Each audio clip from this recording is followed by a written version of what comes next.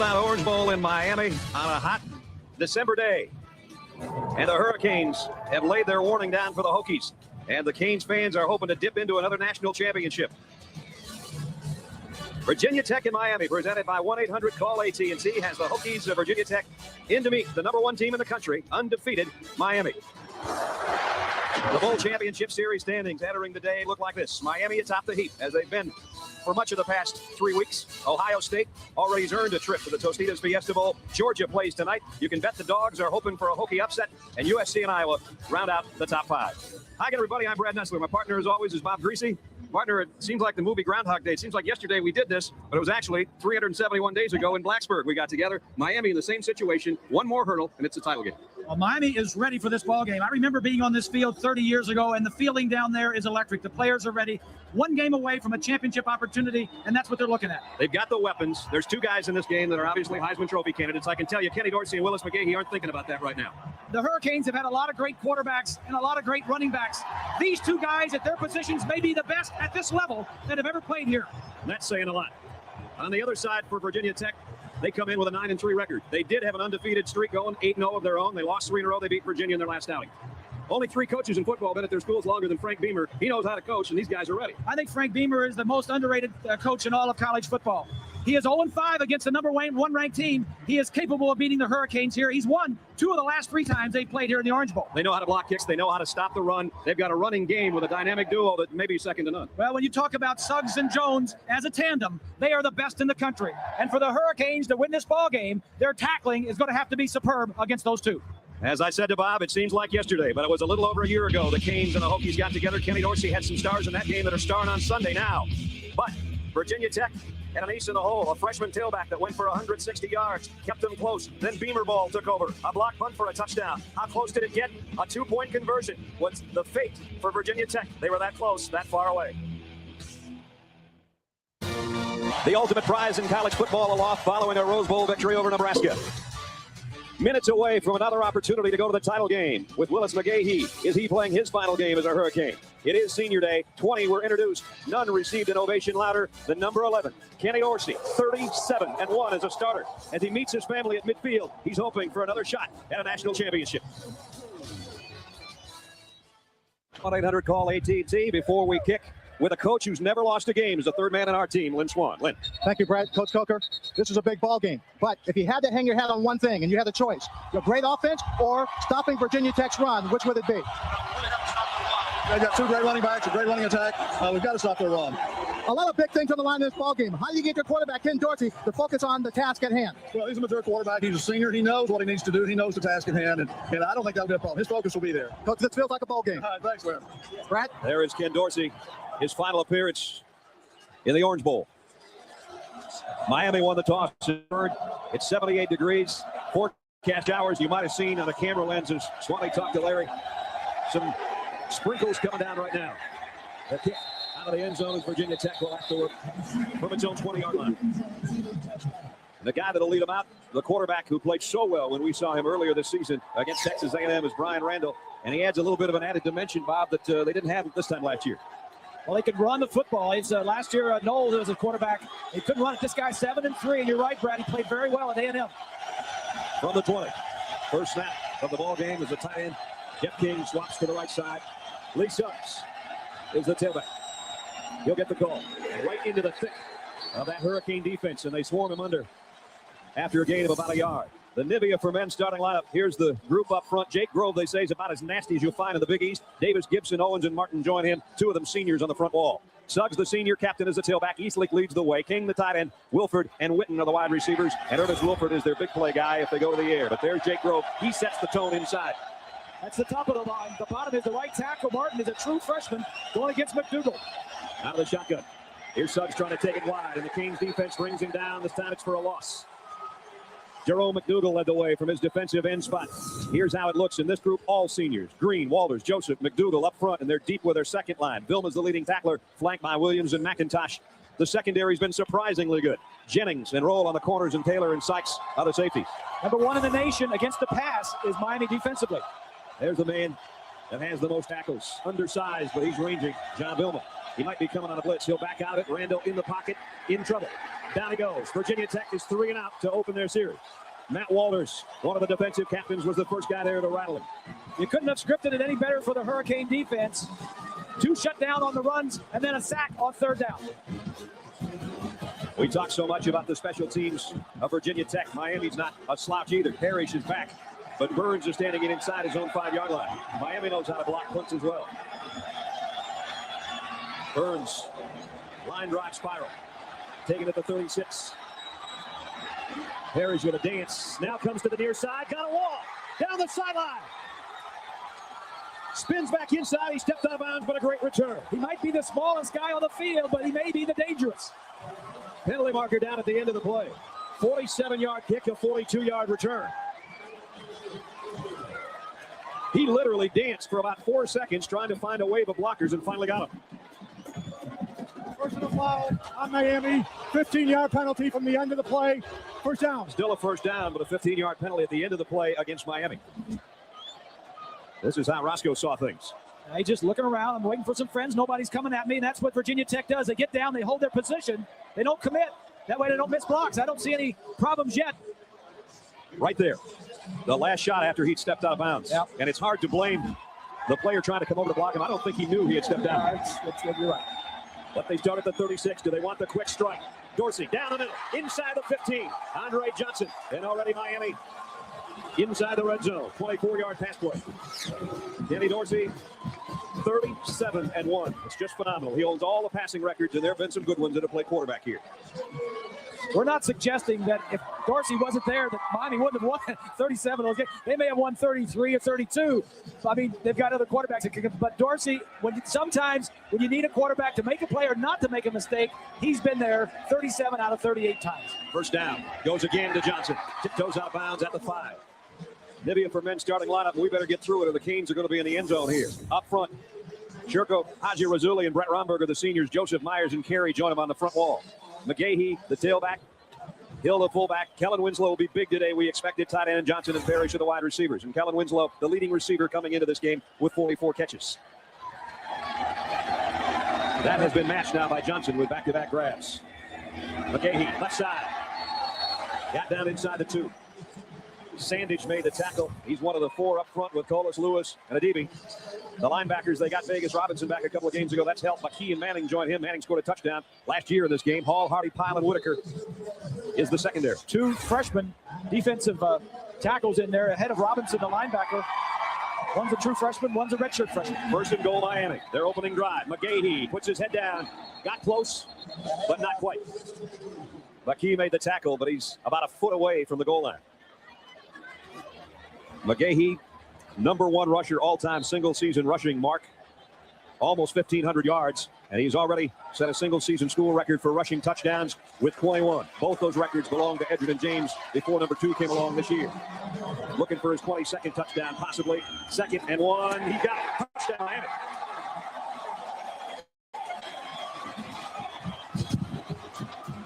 Magahee, his 22nd rushing score of the year.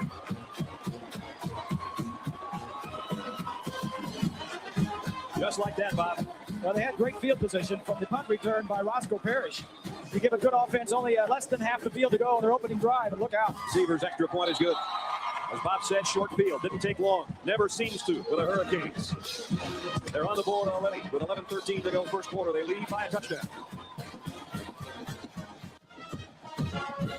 The Nissan scoring drive was a short drive, 36 yards in a minute and a half following the punt return. If that minute and a half seems low, average drive time for Miami, 1:54. 34 drives under 2 minutes. 34 of 60. 17 of them touchdowns. Seaver's kick. This one's returnable. No, it's not. Richard Johnson saw it take a bad hop at about the 3 and let it go. So Virginia Tech's defense went the wrong way the first time they got it. This is what the Hokies want to do. They want to control the game with the run, take some time off the clock, make first downs. Defensively, hassle Dorsey, make him move his feet, get him out of the pocket, and score on special teams. They're not going to win this game without a score on the special team. Now, 1-800-CALL ATT Game Solutions. First down again. Virginia Tech now their second offensive drive. From the 20. Coming up throwing, not to the fullback, and Eastlick's got it. Randall, good throw as he rolled out, got about 5. This is what the Hokies need to do. They need to control the game with the run. This is an option play last year against Miami. They need to hassle Dorsey, make him move, get him outside the pocket, and then score on special teams. Again, last year's game, blocked the punt late in the game. Could have tied it with a 2-point conversion, but didn't. 2nd and 5. Virginia Tech, here's the option Bob talked about. It's Suggs on the corner, and he's got the corner and the first down. You knew you'd see that play early. Run out of bounds after he picked up 7. Sean Taylor made the tackle. This was one of the only 2 or 3 good running plays that they had in the game last year. Randall just going to come down, option off the defensive end, kind of throws it early. Nice block by Eastlick. Exactly, and Suggs outruns Green, number 55. So a first down, and Virginia Tech looking to calm down a little bit. Eastlick led the way that time, and he'll have a new guy behind him in Kevin Jones. First down, Hokies at the 32. It's a draw play, Jones. And Jones stood up after a gain of about 2. Jamal Green was there to make contact with DJ Williams, the outside linebacker. We've just seen a couple of plays that you're going to see all day in their game plan. The option and the draw. Set up like a pass, let the pass rush, let the defensive linemen separate themselves, find some spaces, and then get in there. There's the offensive breakdown. Look at this right here. They want to run the ball. They don't want to throw it. 2nd down and 8. Opening quarter, just 5 minutes old. Miami already leads by a touchdown. Randall, play action, lofts it out for his fullback, incomplete. And that play wasn't too good looking from the get-go because the play fake had nobody thinking about a run, and Randall ended up on his backside. William Joseph put the pressure on. Andy Shannon for the game, the defensive coordinator for the Hurricanes, and he said 3rd down is going to be critical for them. They want to force Virginia Tech in a lot of 3rd and long. He's going to bring 9 men up, something he doesn't normally like to do, but he'll play a lot of 9-man fronts in this ballgame. All right, Swanee, they're only a 37% team. And their 3rd down conversions, they got a long one here, 3rd and 8. And now it's Randall trying to change things up at the line. It's a noisy place to do it. Option again. He'll keep it this time. Lost it all. Fumble. Who's got it? Miami.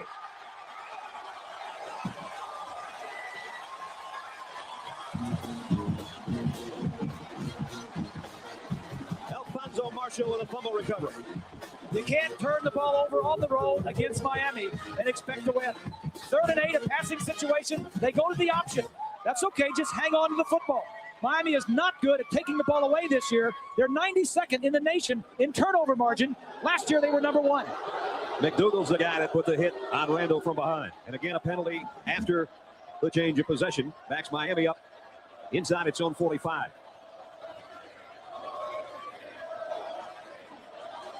Unsportsmanlike conduct on Miami. They are last in the Big East in penalties, or should I say first? Well, they're the 8th most penalized team in the nation out of 117. There's only 7 that are penalized more than Miami. First down, would have had it at the 42 of Virginia Tech. Instead, from their own 43. Draw play, here goes Magahee across midfield. Down to the 49, a pickup of 8. As we check in with John in New York. Well, Brad, of course, the big Army-Navy game, as they like to say, throw out the records. Craig Cantito takes off, as he calls his own number, and goes 42 yards for the touchdown, 21-6. Navy with the lead, looking for their 2nd win of the year. 2nd down, long 2. Dorsey to throw. Deep sideline, Andre Johnson's wide open, and he's gone. Touchdown, Hurricanes.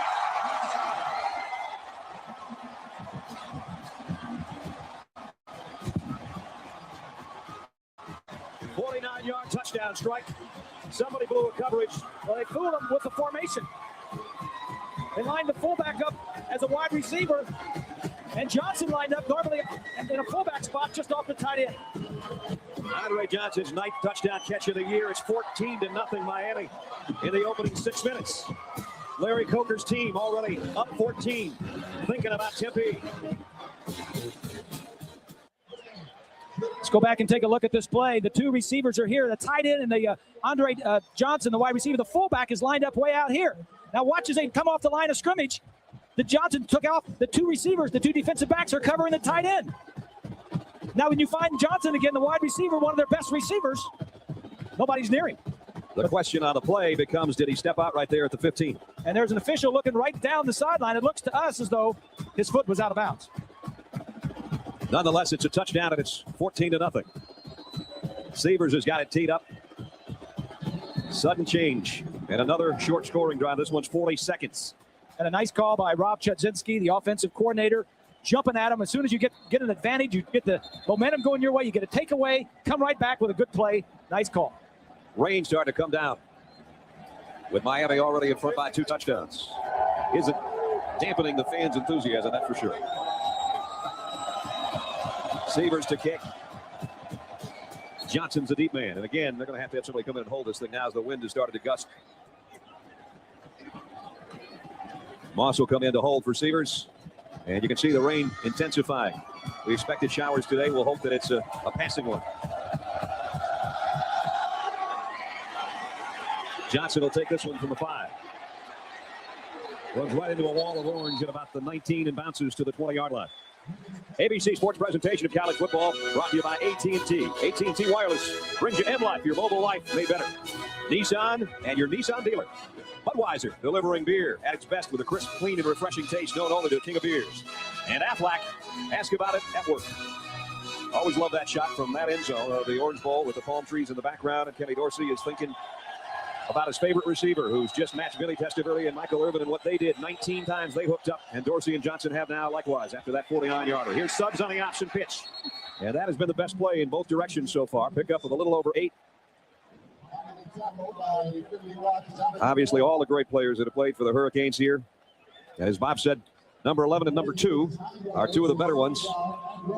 You talk about Testaverde and Jim Kelly and Bernie Kosar, and you go on and on. Clinton Portis, the running back, Edger and James.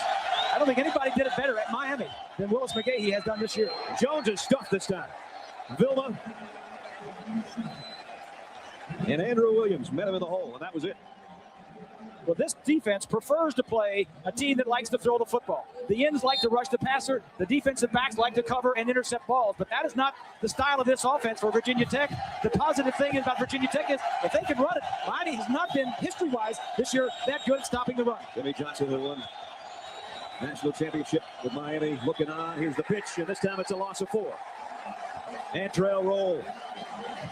Rolls up to make the stop. Randy Shannon, the defensive coordinator for the Hurricanes, is a smart guy. He knows how he got hurt last year. He saw the 2 plays this year that hurt him already in this ball game. It's just an option to the top of the screen. But the defensive back gets up across the line of scrimmage and makes the play on their offensive side. Second 3 and out.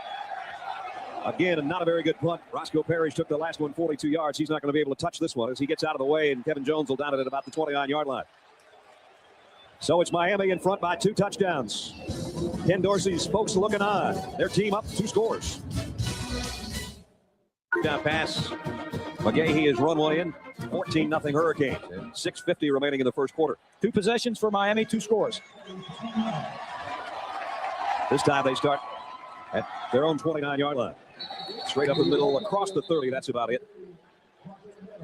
Our 1-800-CALL-ATT game solutions. Here's how it looks for Miami. What Miami wants to do is balance run and pass. Defensively, they just want to tackle. The linebackers, the defensive backs, those are the ones I'm talking about. When Suggs and Jones get past them, they need to tackle, and no surprises on special teams. So far, they're perfect on all 3. With a passing touchdown, a rushing touchdown. Great play by the defense, forcing 2 3-and-outs out of 3 possessions. Dorsey, now they're getting some heat on him. And out of the pocket, he does not run often, and he gets what he can and ran out of bounds. I love what you and Swanee were saying to the coaches the other day about whether or not he's ever crossed the line of scrimmage this year. Not too often have I seen Ken Dorsey, and I was kidding him about it, cross the line of scrimmage, either scrambling or on a quarterback sneak. Everybody's covered. And the thing that he does well is he buys time. He's only been sacked 15 times in 680 passes the last 2 years. He's been sacked 8 times this year. Crudup had the other 3. Only 11 sacks allowed by the Canes this year. 3rd down and 3. 3 wide out. Grouping for Dorsey. Quick throw outside. Incomplete. Intended for Parrish. Nice defense by D'Angelo Hall. Very nice by D'Angelo. If that ball would have been thrown where it could have been caught, I think Hall would have caught it and taken it the other way. He's got 4 interceptions, 1 for a touchdown this year. He is their big play guy on defense. So Capshaw will come in to punt. And remember, Virginia Tech blocks kicks better than anybody in the country. And Capshaw's had 3 blocks. High snap. He just got it out of there. Got a flag. Hall on the other end. And a flag down there as well, as it's going to be a halo violation on one end and a roughing the punter on the other. Well, it's roughing the punter. Miami was going to get it back until the halo violation. Now they're probably going to have to kick it again and risk getting it blocked again. Exactly. So it's all coming down to the officials. Dennis Hennigan is our referee. See if his mic works this time. Roughing the punter. You got half the officials are at one end of the field, the other half are at the other end of the field. Well, you see both calls. So let's everybody come back to the line of scrimmage. running into the kicker on the defense. Halo violation on the kicking team. The penalty's offset. Repeat 4th down. Just gives Virginia Tech another opportunity to do to Capshaw what other teams have done, 5 blocks this year. They blocked 8 kicks, 5 of them punts, as Bob just mentioned. And Capshaw's had 3 blocked, 1 partially blocked. Now, we say that and we put Capshaw's name with it, but it's not his fault. That's right. It's the team. They got close again, but he got beauty up and hung it down to the 15-yard line. And then hit from behind, crossing the 25 was D'Angelo Hall, and now flag flies in late again. And I mean 4 seconds after the play was over.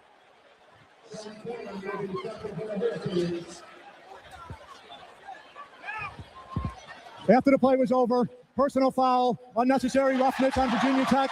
Penalty will be half the distance to the goal. 1st down. So this big one goes against the Hokies, but they do have the ball back, trailing by a couple of touchdowns. And there it is. Hall came up after being tackled and let Sean Taylor have it in the chest. And Frank Beamer says, oh boy, what else can go wrong? Well, we couldn't see anything there, but I'm sure there was some talking going on that Hall reacted to. And there's Frank going back and talking to him about it. Virginia Tech has had the negative field position starting at their own 20 or less their first 4 times they've had the ball. Twice it was 3 and out. From the 14, Jones in at the tailback spot. Behind a 2, tight end set again, going down for a loss, but he broke a couple of would-be tackles, and he still lost 4. McIntosh, the first there. Let's check in with Lynn. Well, Bob and Brad, I'm with a man who has won a couple of national championships and Super Bowls. Coach Jimmy Johnson, how are you doing? When was the last time you were back on this football field? Well, it's an Orange Bowl, my last game before I went to the Dallas Cowboys, and it's we're going to be back here in a packed house and the excitement. And Larry Coker and this coaching staff done a great job with this team. Larry asked you to come back and talk to his football team before the game. What did you tell him? Well, I couldn't tell him anything that Larry hasn't already told him. The only thing is I said, I've been talking to teams for 35, 40 years, and, it's always one play at a time. Don't worry about what's next week or what's down the road. Focus in on one play at a time, do your responsibility, do your job, and then you'll play like a champion like you've been playing for the last couple of years. No, all your teams had talent. Everybody's saying, is it Larry Coker or is it the talent of Miami? How good a job has he done as a coach? Well, I think he's done a great job. He was my quarterback coach back when I was at Oklahoma State many, many years ago, and 90% of this coaching staff either work for me somehow, and so I've got a lot of feeling for all of them, and he's done a fantastic job. He's kept them on an even keel. I talked to the president of the university earlier. I said, I was always sky high or rock bottom. Larry's the perfect man for the job. All right, I'm really glad to have you back. Thank you, Coach.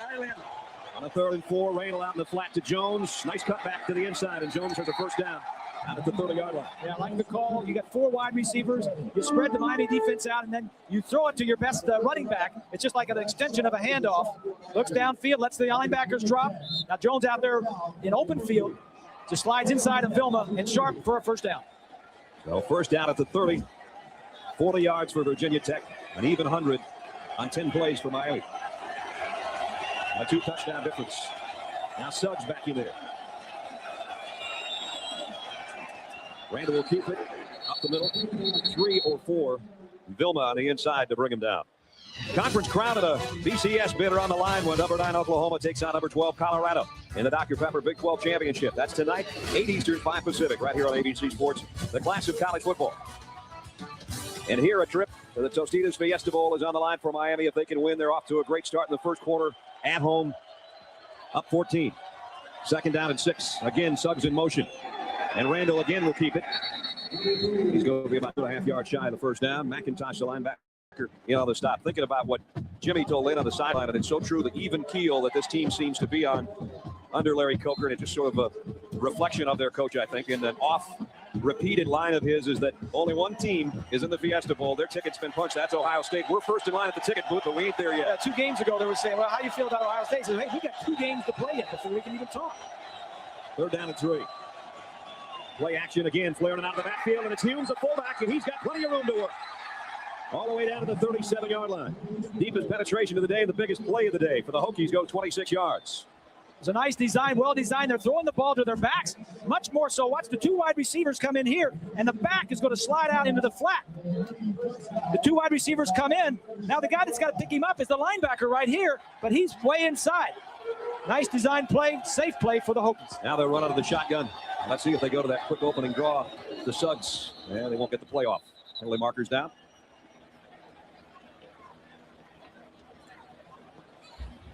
Dead ball foul illegal substitution on the defense. 5-yard penalty, remains first down. Another penalty against Miami. That'll make it 1st and 5 and move it inside the 35. The big drive here for Virginia Tech. Big drive. They're down 14. They're on the roll, all the momentum. This crowd has been quiet this whole drive, and if they can get this into the end zone, they're right back in it. Miami has taken the timeout with 2 minutes and 34 seconds remaining in the first quarter. Larry Coker's team is up by 14.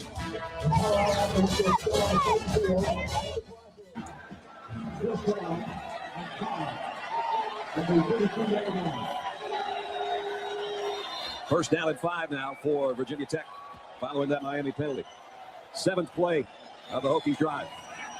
Here comes a blitz from the corner. The handoff is to Suggs out of that shotgun. It only got about a yard. DJ Williams and Jerome McDougal in on the stop. Suggs, of course, as everybody knows, missed all of last season. Went down early in the game against Connecticut. Lost for the year with a torn ACL in his left knee. And, boys, he battled back to have another fine season. And this is his senior campaign. Over 1,200 yards rushing coming in. He's got the speed. Kevin Jones, the other running back, kind of got the shake and bake. I'd take either one of them. Hold on. 2nd and 4. Randall. Got a man open the middle. It's Milford. And Ernest Wilford has got a first down inside the 25-yard line. Well, Milford is the guy they want to get. Wilford's the guy they want to get the ball to. He's the top receiver right here. He's just going to come in and do a little stop route. Let everybody go around him. Did you see him cup his hands around the face mask of his helmet and yell at Randall Bryan, here I am. Yeah. And he got him. Quarterback's looking deep to short, and the outlet is always a short. At the 24, first down. Hokies have something working here. Option. Randall got away from the first would-be tackler, which was Wilfork, who had him for about a 3-yard loss. Reminder tomorrow, John Saunders and Terry Bowden will be at Times Square Stadium. They'll reveal who's in and who's out of the Bowl Championship Series. Don't miss the Tostitos BCS Selection Show tomorrow, live at 3:30 Eastern, 12:30 Pacific on ABC. You can get complete BCS standings and previews of all 4 BCS Bowls, too, on ESPN.com. Keyword BCS. 2nd down and 10. Just wait around and everything, play all the games, and they'll all be decided. Under a minute in the first quarter. Both wide receivers down to the near side, and that's where Randall's looking and throws complete. And it's going to be another first down. This one's Richard Johnson. So a couple of pass plays pick up first down. This one a gain of 11. That'll give the young quarterback some confidence. Johnson working on roll, just going to go down, break to the inside a little bit. Brian Randall is a true sophomore. He's in his 2nd year at Virginia Tech. Played a little bit last year and then played every game this year. He can be streaky. In that A&M game we talked about, he hit 10 straight. How about against Syracuse? Threw for over 500 yards. Big East record and 5 touchdown passes. Here he's going to run a quarterback draw on first down. And he gets upended as he got inside the 10. DJ Williams was one of the first there. Got help from Lorian Harris. So Virginia Tech down close, and they may have to switch ends before another snap. Frank Beamer has seen his team calm down a little bit. First it was a punt return that set up a Miami touchdown. Then a turnover led to another at the end of the first quarter. All Miami, but Virginia Tech is threatening. They're 3 quarters away from a date in the big game. 14-0 Hurricanes.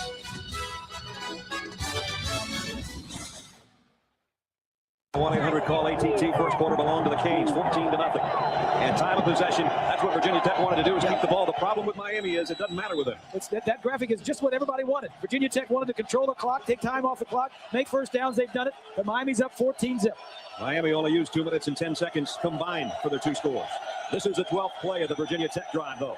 At the Canes 10, Randall pump fakes and now takes off to the end zone. Did he get there? Not quite. Sean Taylor lifted him up at the 1-yard line. He's taken some hits today, running with the football, but he's got him down close now. Bob said earlier in this drive that started a long time ago that this was an important one for Virginia Tech, and now they're close. I like this. He pumps Vilma and the linebackers. The middle linebackers take off to get the screen. There's nobody in the center of the field. That's what a running quarterback gives you, a little extra dimension. Lee Suggs has scored in 25 straight football games. Not this time, though. Dropped at the 1. Wilfork again on the inside of that defensive front. The big guy at 350 pounds. There's Big Vince. He's a good one. He is. You know, they lose their top 6. Well, 6 of their top 7. They lose 6 fifth-year seniors, but not Wilfork. He is the only one back. That whole defensive line will be rebuilt next year. Again, a power eye look. At the 1. Here's Suggs to the end zone. No, did he get there? Yes. Sean Taylor ran him out, but he hit the pylon, and it's touchdown, Virginia Tech. His 18th rushing touchdown of the year. He kind of relaxes here at the end, thinking that he saw a lot of green space and it was going to be easy until Sean Taylor was there. Too much speed to relax at any time in this game. 26th straight game with a score, his continuing NCAA record. Carter Worley in for the point after. Snaps a little wide, but the kick is good. And just a minute, 10 seconds into the second quarter, Virginia Tech's made it a ball game. Randall's pitch to Suggs from a yard out, 14-7 Canes. Let's go back to the last play. Suggs is going to take a little option and run around in. Watch 26, Sean Taylor. He's going to mirror him. Taylor kind of relaxes at the end. He sees all that green space. Then he has to stick the ball out at the end just to get it in. And he was in, capping off the Pontiac scoring drive of 86 yards. Good-looking drive, 14 plays, almost 7 minutes. And they had a couple of key third downs on that drive, and they passed for them. Randall got one to Jones and one to Humes on third downs that kept it going. Big drive there. Answer. Jared Payton runs up on the kick return. And Payton up the middle and out to the 30-yard line. 25-yard kick return by Jared Payton. ABC Sports presentation of college football brought to you by AT&T. AT&T Wireless brings you in life, your mobile life made better. Pontiac, fuel for the soul. Rocky Mountain Cold Coors Light, cold down easy. And Pacific Life. Annuities, insurance, and investments rely on the strength of Pacific Life. Brad Nessler, Bob Greasy, Lynn Swan, and our ABC crew at the Orange Bowl in Miami, where it's a ball game now, 14-7 after Virginia Tech's long scoring march. Big Winston there at fullback. Here's Magahee trying to cut back and got back to the line of scrimmage, and that's it. Mike Daniels, the linebacker, made the stop. Eric Winston, the big tight end, 87 there, is a true freshman, is really impressed. And to get more playing time, he's spending part of his time at fullback, especially with the injury to Kyle Kobia. Not only will Rob Chudzinski tell you, but his teammates will tell you he's one of the smartest whips on the whole team. He knows everybody's position. And as is Kellen Winslow, the guy in front of him, is a very bright guy also. 2nd and 10, straight up the middle is Magahee. And almost snapped it out for a first down. Crawford made the stop after he got about 9. Coming up on Monday night, Al Michaels and John Madden will be right here in Miami. And we'll see if Ricky Williams can get on a tear as he leads the Dolphins offense against a tough defense, though, and Brian Urlacher and company. It's the Bears and the Dolphins, Monday night, 9 Eastern, 6 Pacific, right here on ABC Sports. 3rd down and inches. And it's Magahee trying to go wide for it. He just, at the end, squirted through all the Hokie tacklers, and he got the first down by about a foot. Monday night matchup that we talked about is going to be a big celebration, an anniversary of 30 years. They go back to a perfect season. Nobody did it before. Nobody's done it since. Maybe no one ever will. 17-0. And a Super Bowl championship for Don Shula and my partner to my right. And on first down, Dorsey pumps one way and comes back the other, and a nice play to break it up. Incomplete. It'll bring up 2nd down. And the architect of the perfect season, 17-0. Don Shula, right. Coach, good to see you. Good to see you. Robert, how you doing? Missing that money, Coach. That money's part of golf, That though, right? golf money. Oh, yeah, that golf money. Send a cab for me.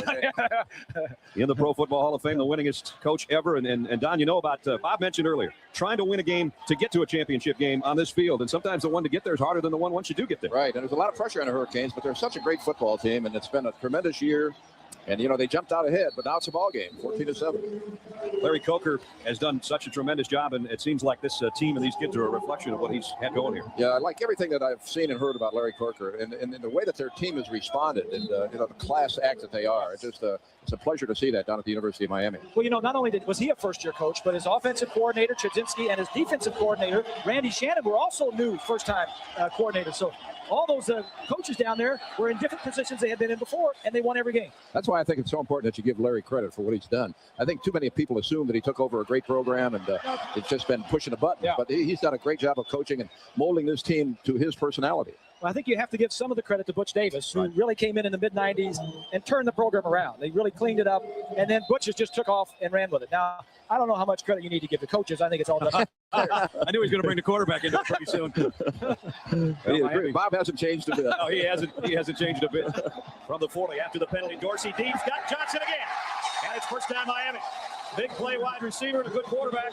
You got to have them both. Don, you had them both. I had them both. I had number 12 doing it for me, and when he got hurt, Earl Morrow stepped in and did a great job. But Dorsey reminds me a lot of number 12 because he's a field general. He runs that team, and he knows the offense inside and out, and he makes the play when he's got to make the play. Well, that's what I like about Dorsey. He's not the biggest guy, the strongest, not the fastest or the quickest. That's what I said. It reminds me of you. Oh, okay, touche. It got even real quick. Boy, you're not kidding. Andre Johnson over 100 yards already. Dorsey to him again. Oh, just overshot it.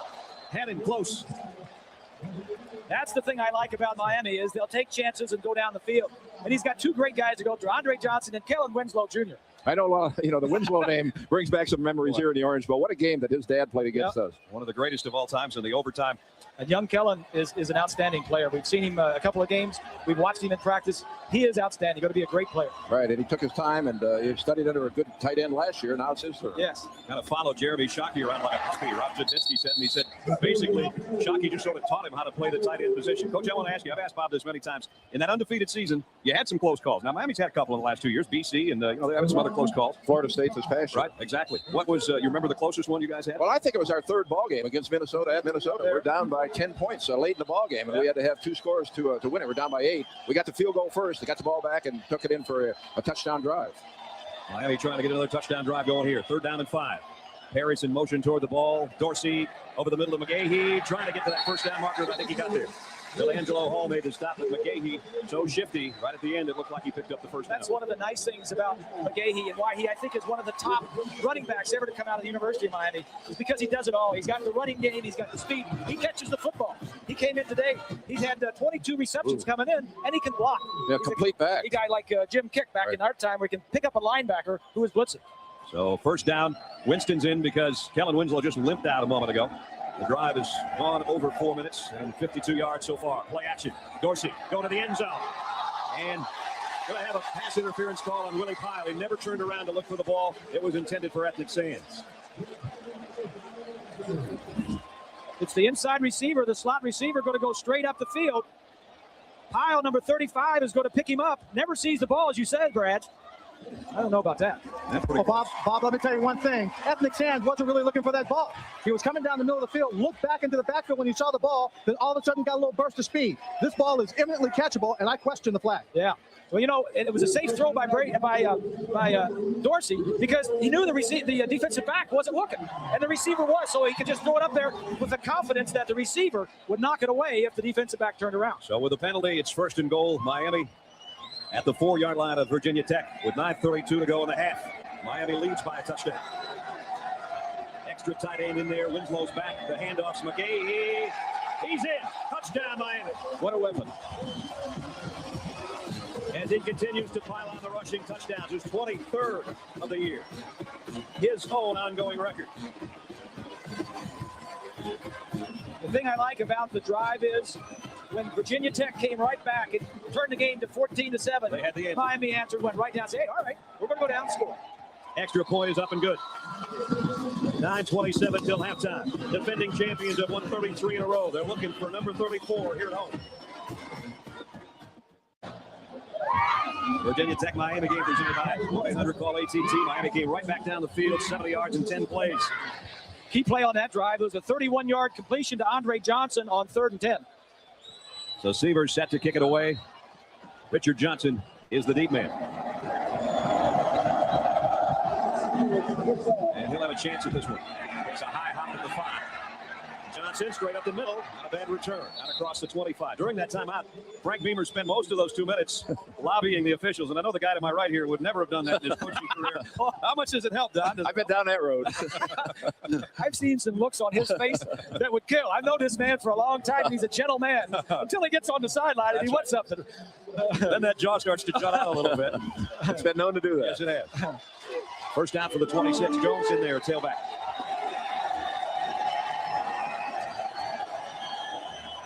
Nice play fake out of bootleg. Rando will keep it. He's got a little seam to work with. Good runner.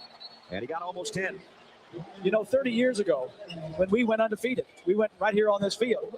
And now the Hurricanes, for the last 2 seasons, have gone undefeated. What is it about? Is there anything about this old place? I'll tell you, this Orange Bowl brings back so many great memories. And the way that the crowd is right on top of you, they're in the game. And you don't find that in a lot of stadiums. And I think crowd noise was invented down here in the Orange Bowl. Yeah. The game against Jaworski when he was a quarterback. And one other thing was the heat. The heat is certainly a real... Fumble. Miami might have another one. Starting to unpile bodies, they do. Jones put it on the ground, and McDougal's the guy that scooped it up. And they don't need to help Miami. Frank knows that. McIntosh made the hit.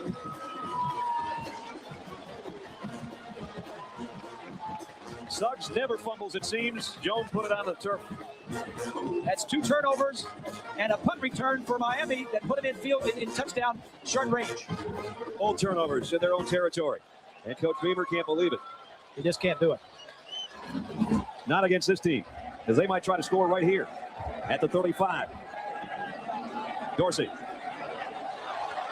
dumps it off. Magahee, nice cut, left one man, holding air, and he's out of bounds at about the 19. He does it all. It's just a well-designed play. He wanted to go deep. He looked at his options deep, and then at the last minute, when everything was covered, take a look at number 2 now. He's going to look downfield. Everything is covered. Number 2 is sliding out right here. He's just going to give him the ball with all that space and let him do something. Whoop. Whoa. The key is the protection. He had all day to sit back there and look downfield and wait for the drop-off. Kenny Dorsey's played 38 games as a starter. He's never had a grass stain on his butt, I don't think. Here he is, play action, going to the end zone to Johnson. Just overshot it. Had him by a step, and Kenny knows it. And you see the reaction of Dorsey, and you know why? Because he had to throw it real early, because the area that he was throwing to, he had to throw it a long way, and to get it there, he had to let it go long before Johnson made his move. And when you do that, you're just kind of guessing where he's going to come out of. Miami's possessions, 3 touchdowns, 1 punt, and they haven't used much time on anything.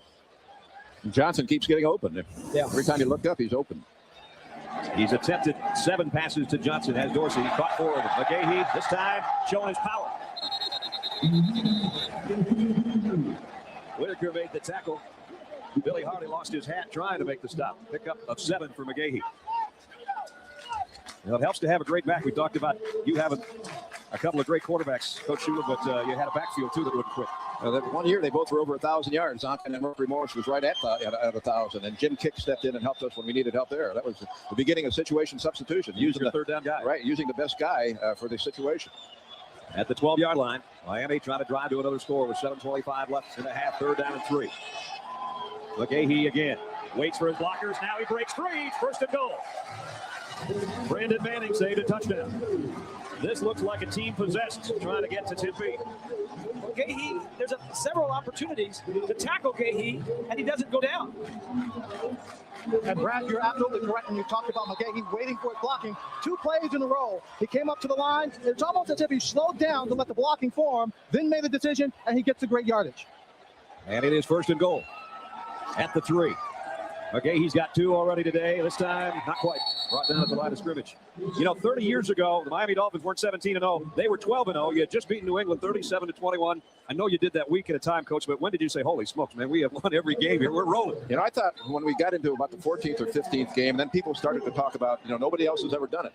Then it became important to us, but it wasn't more important than the fact that we wanted to get to the Super Bowl and win the Super Bowl. We didn't want to be in the Super Bowl like the previous year and not win. Penalty markers down before the snap as Miami trying to get 3 wideouts and sneak everybody out to the outside. And the flag down. Timeout, Virginia Tech. And before the snap, Virginia Tech got the timeout. We'll take it 2 with 6:23 remaining in the first half.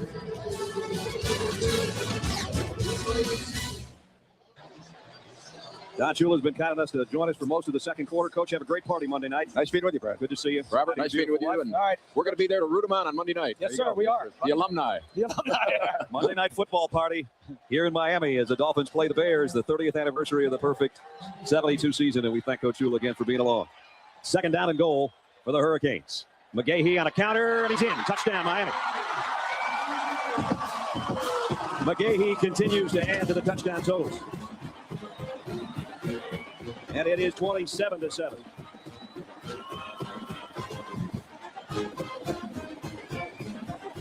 Three today already for Magahee. This time from 3 yards out. And again, it followed the fumble recovery by McDougal. Turnovers, as Bob said, you just can't do it against a team this good. And it's 28-7.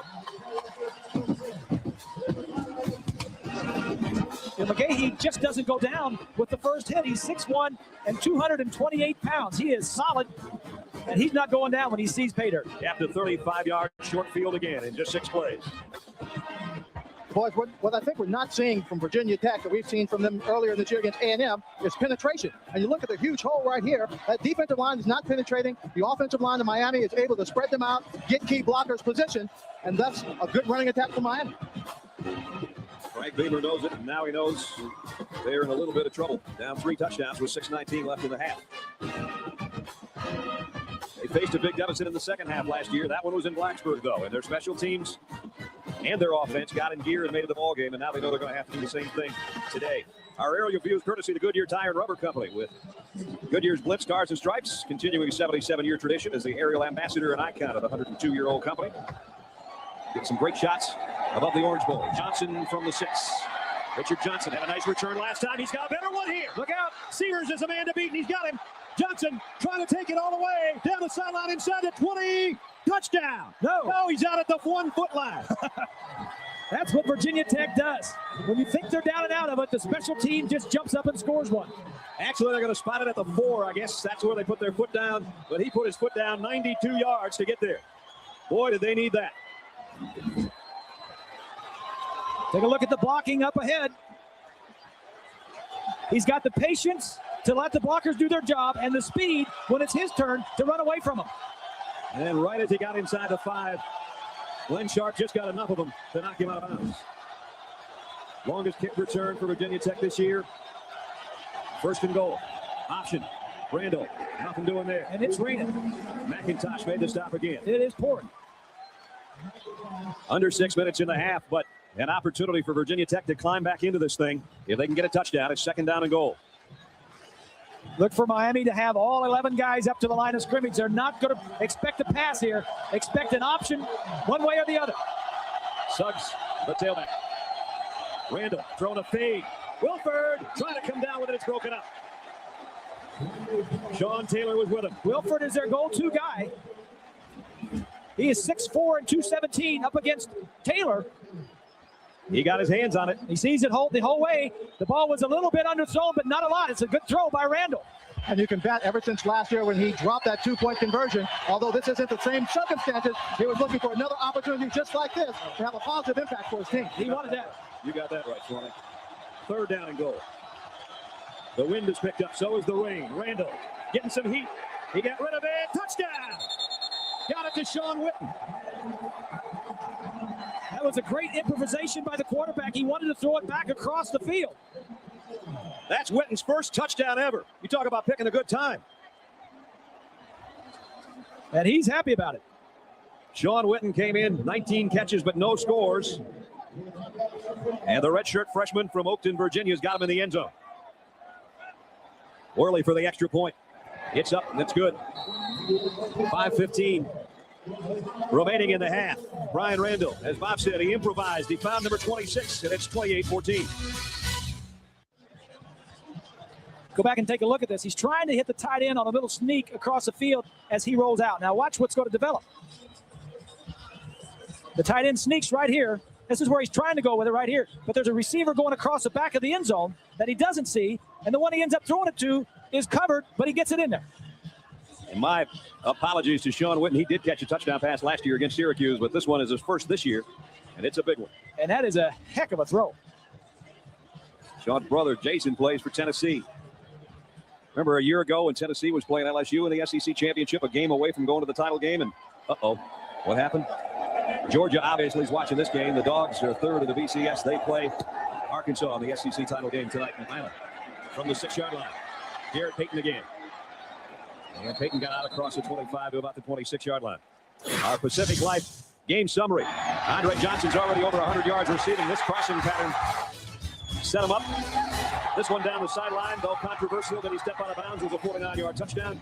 Then he went 31 yards deep to him again when they had to have one on a 3rd down. That led to another scoring rushing touchdown by Miami. That's where we are. It's 28-14. Magahee scored 3 times, and Dorsey's thrown 1 to Johnson. 1st down, Miami from its own 26. Dorsey rolling and throwing and completes it to Parrish. Short gain of about 24. You see Kenny Dorsey, maybe prior to that snap, has a wrist brace on his left hand that happened a couple of games ago. They have not made a big deal out of it. It's his non-throwing hand, but it has given him a few problems. Hey, he's 37-1. He's 6'5" and probably weighs 192. He's thin as a rail. He'd be a little heavier. Got some different numbers. A 0. The 1-1 make him look small. That's true. And he's never been hurt. He's never missed a start at the University of Miami. He gives it out a little Statue of Liberty looking play to Magahee on the left side, and Magahee got out to about the 33-yard line. It's going to bring up a 3rd down. I like Virginia Tech, Brad. Excuse me for interrupting. Down 28-7. They're getting this game could be a blowout here. And finally, they just come back and say, hey, our strength, special teams, let's go down and get one. And they did it. Set up the touchdown pass. And now they're really looking for a 3rd down stop defensively. As you look in on the 32-yard line from way up above from the Goodyear blip, 3rd down and 4. Takeaway would be good. Virginia Tech led the conference in interceptions with 20. They were +8 on their turnover ratio today. That spins forward. Here's a sideline streak. Roscoe Parrish cuts back inside. One man to beat. Here comes a whole herd of Hokies. A whole flock of them, I guess. They bring him down at the 10. He almost took it. That's 8 yards. You got to hand that to Dorsey. There's a little pump and go. Earlier, we talked about if Dorsey would have thrown it to the receiver, D'Angelo Hall would have taken it to the house. Watch this.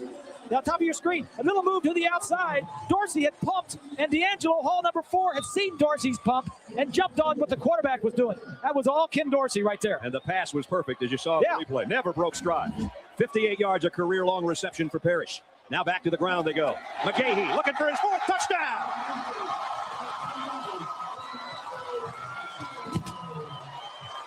Another scoring drive. All you had to do was blink your eyes twice and Miami's in the end zone again. Magahee's 4th on the ground.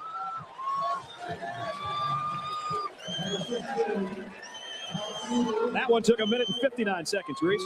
That's a long drive. And this defense is pretty good. I'm going to tell you, they're ranked 8th in the nation in scoring defense. Seaver's extra point is good. Just under 2 minutes after the Virginia Tech touchdown, Miami's back in the end zone, and they lead 35-14. You got a flag.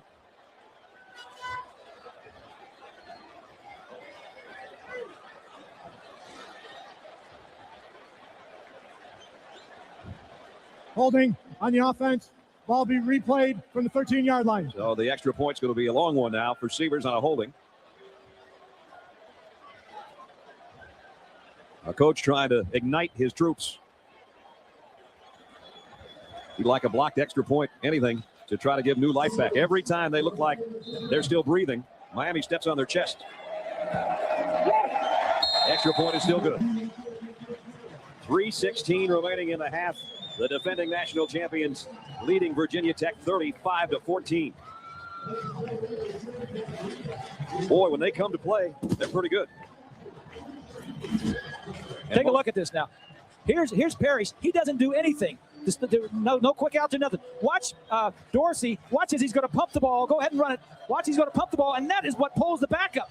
Parrish didn't do a thing, but Dorsey was intelligent enough to know that, hey, earlier he had jumped on one of my quick sets, 3 steps, and I'm throwing my arm out there. Says, I'll take care of him. You just take off. And then Magahee caps the touchdown with a 10-yard gallop, his 4th of the day. Now, Bob and Brad, as we watch Magahee go in the end zone again, let me point out one thing about that receiver not doing anything, Bob. The receiver did run the right route. Okay. And when the corner came up, I got Shulin, I got Swan. The receiver did, when the corner came up, the receiver did take the outside release. Now, if the receiver doesn't take the outside release, the safety has a play on the ball. I know, that's good. That's good. Seaver's kick.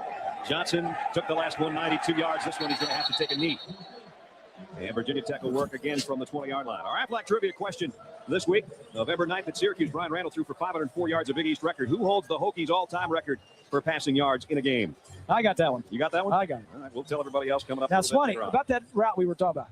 What I was pointing out is Roscoe Parrish, a lot of times you have to do a little slanting up or a little stop and go or a little out and up. This time, he didn't have to do anything. He just, like you say, he released to the outside, and Dorsey is the one that affected the cornerback to force him to come up. I'd buy the quarterback dinner on that one. At the 20 now, 4 wideouts. Here comes a blitz. Randall flips it out to Wilford, and he's got about 9 yards. I got to tell you, between Jimmy Johnson and Larry Coker and Don Shulin, Bob Greasy and Lynn Swan, I'm the only guy that doesn't have any jewelry, for crying out loud. I mean, we got more championships walking around this stadium, not to mention about 50 ex-Hurricane players who are probably all wearing championship rings down there as well. They got a lot of guys back. I'll get you a gold chain and a medallion for Christmas. Thank you. I appreciate that. On 2nd and short, Randall stands in, now takes off. And he got the first down. As we check in New York with John Saunders. John. Brad, the Coors Light update. What a day for Craig Candido of Navy. He's rushed for 5 touchdowns and now throws for 1 to Tony Lane, 23 yards. This is an absolute blowout. 44-6, the Middies over Army. Brad. We're trying not to think that way here. 35-14. Randall throwing. Johnson was open. He threw it behind him. He needed to throw it more to the sideline, and Johnson would have had it easily. We just heard from John Saunders and coming up on the Capital One halftime show. John and Terry will be on. They'll have highlights and analysis. Plus, they'll look ahead to 2 big games with BCS implications: Washington State, UCLA, and the Dr. Pepper Big 12 Championship. Especially the UCLA Washington State. That's holding up everything. And this one. Second down and 10. Randall scrambles out of trouble again. Now he's got the corner in the first down and goes out of bounds at about the 43-yard line with a little over 2 minutes left. 13-yard pickup. Plenty of time. Like you say, over 2 minutes. Every time you make a first down, the clock stops, so that helps. From behind the defense, he drops back to pass. Green and the defensive tackle do a little twist, and there's a hole open up front, so he takes off. It's going to be a battle for the quarterback position next year. This kid right here, Brian Randall, is going to be a lot better throwing the ball in the spring. Marcus Vick is going to be available to challenge him for the position next year. He's got 57 yards rushing, does Randall so far. Blitz. Suggs was open out in the flat, but he just didn't have time to get it to him. There's Marcus. And yes, there's a resemblance to Big Brother, who's now about the hottest thing in the National Football League. You know, Big Brother, if everything would have gone differently, would have been right here on this field today playing in this game. Marcus Vick, Michael Vick would have been a 5th-year senior. You mentioned that to both coaches. They both rolled their eyes. Marcus Vick is a true freshman, being redshirted this year. At the 44, second down and 10. Hokies trying to come up with some more points here before halftime. They're going to need all they can get, and he zips one into Wilford. Nice catch and a good throw, 9-yard pickup. Good movement, buying some time, sliding outside the pocket. I thought it interesting. We talked to some of the players yesterday, and we also talked to Frank Beamer on the field. He said, I brought of the 68 players, 42 of them will be back here in 2 years when we play Miami. He brought a lot of his young players just to experience this, to get them ready for a couple of years from now. Second down, a long yard, back in Miami territory. Randall will take off again because he needs the first down and knows it and heads to the sideline, trying not to take a shot. He doesn't, and he got it to about the 41. So Randall, who, as Bob mentioned, had the big passing game against Syracuse, but he's had some good games where he's been over 100 yards rushing, and he's heading in that direction right now. Well, he's been very efficient.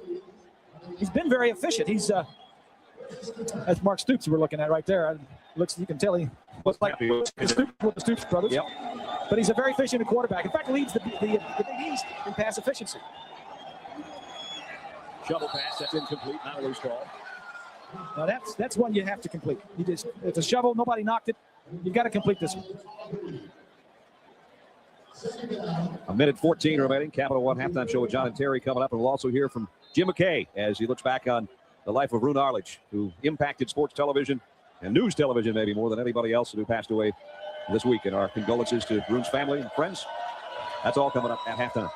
Here's a blitz on Randall. Going deep out, and his receiver, Parham, broke his route off, and it's incomplete. Third down and 10. He was open. Randall just didn't have time to wait. He had some problems in the backfield. He had to get rid of it. You know, obviously the game plan has changed for Virginia Tech because they're behind, but between Suggs and Jones, they're untouchables. The dynamic duo backfield. They've got 25 yards rushing, and Brian Randall has got 63. Third and 10. From the shotgun.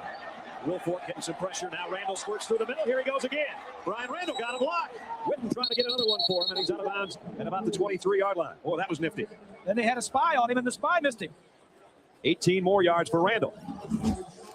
Number 99, Andrew Williams, kind of a big spy right there. He was a defensive end who backed off and was doing nothing but just shadowing the quicker Randall. He leads the game in rushing, does Randall.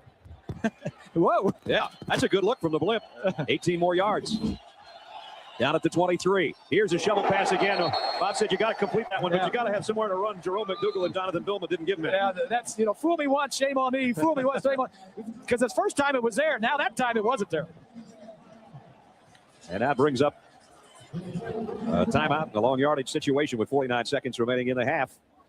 And Virginia Tech looking for points before halftime. Coming up after this one, Keith Jackson and Dan Fouts. Big Pac-10 showdown for you. Washington State needs a win for a berth in the Rose Bowl, but UCLA is upset-minded. Of course, they'd love to be the spoiler. That's next right here on ABC Sports, the class of college football.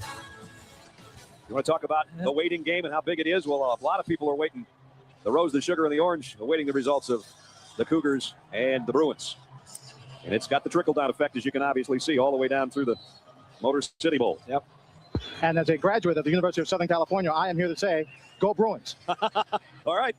We knew that was coming in. I know you don't say that very often, Swanee. I don't even think that very often. Yeah. Virginia Tech took over at its own 20-yard line with 3:16 left. And now with 49 seconds left, they're the 12th play of their drive. Boy, they could get a touchdown somehow here. Yes. That would be huge. Yes. Any kind of score would help, but if they could make it 35-21, yes, they're in the hunt. And, of course, Miami's defense is well aware of that. Look at all the Canes up close. Randall throwing for Wilford, and he's got this one. There's the big catch he was looking for that Lynn talked about earlier. It's 1st and goal, Virginia Tech. And it's to his go-to guy, Wilford, the leading receiver and the leading touchdown maker. Comes in with a nice one. Now they're inside the 10. Do some business. We alluded, and Lynn did, to what could have been for Wilford last year. And as you saw at the beginning of the game, he's the one that couldn't handle a 2-point conversion pass last year that could have sent this game a year ago to overtime. 1st and goal for the Hokies. Randall quarterback draw. No, going down for a loss. Andrell Roll had that one all defended. Frank Beamer is not happy because he had it inside. If he could have gotten away from Andrell Roll. Little corner blitz. Another timeout, Virginia Tech's final one. To come from the right side. Nice, sure tackle. Wrapped him up.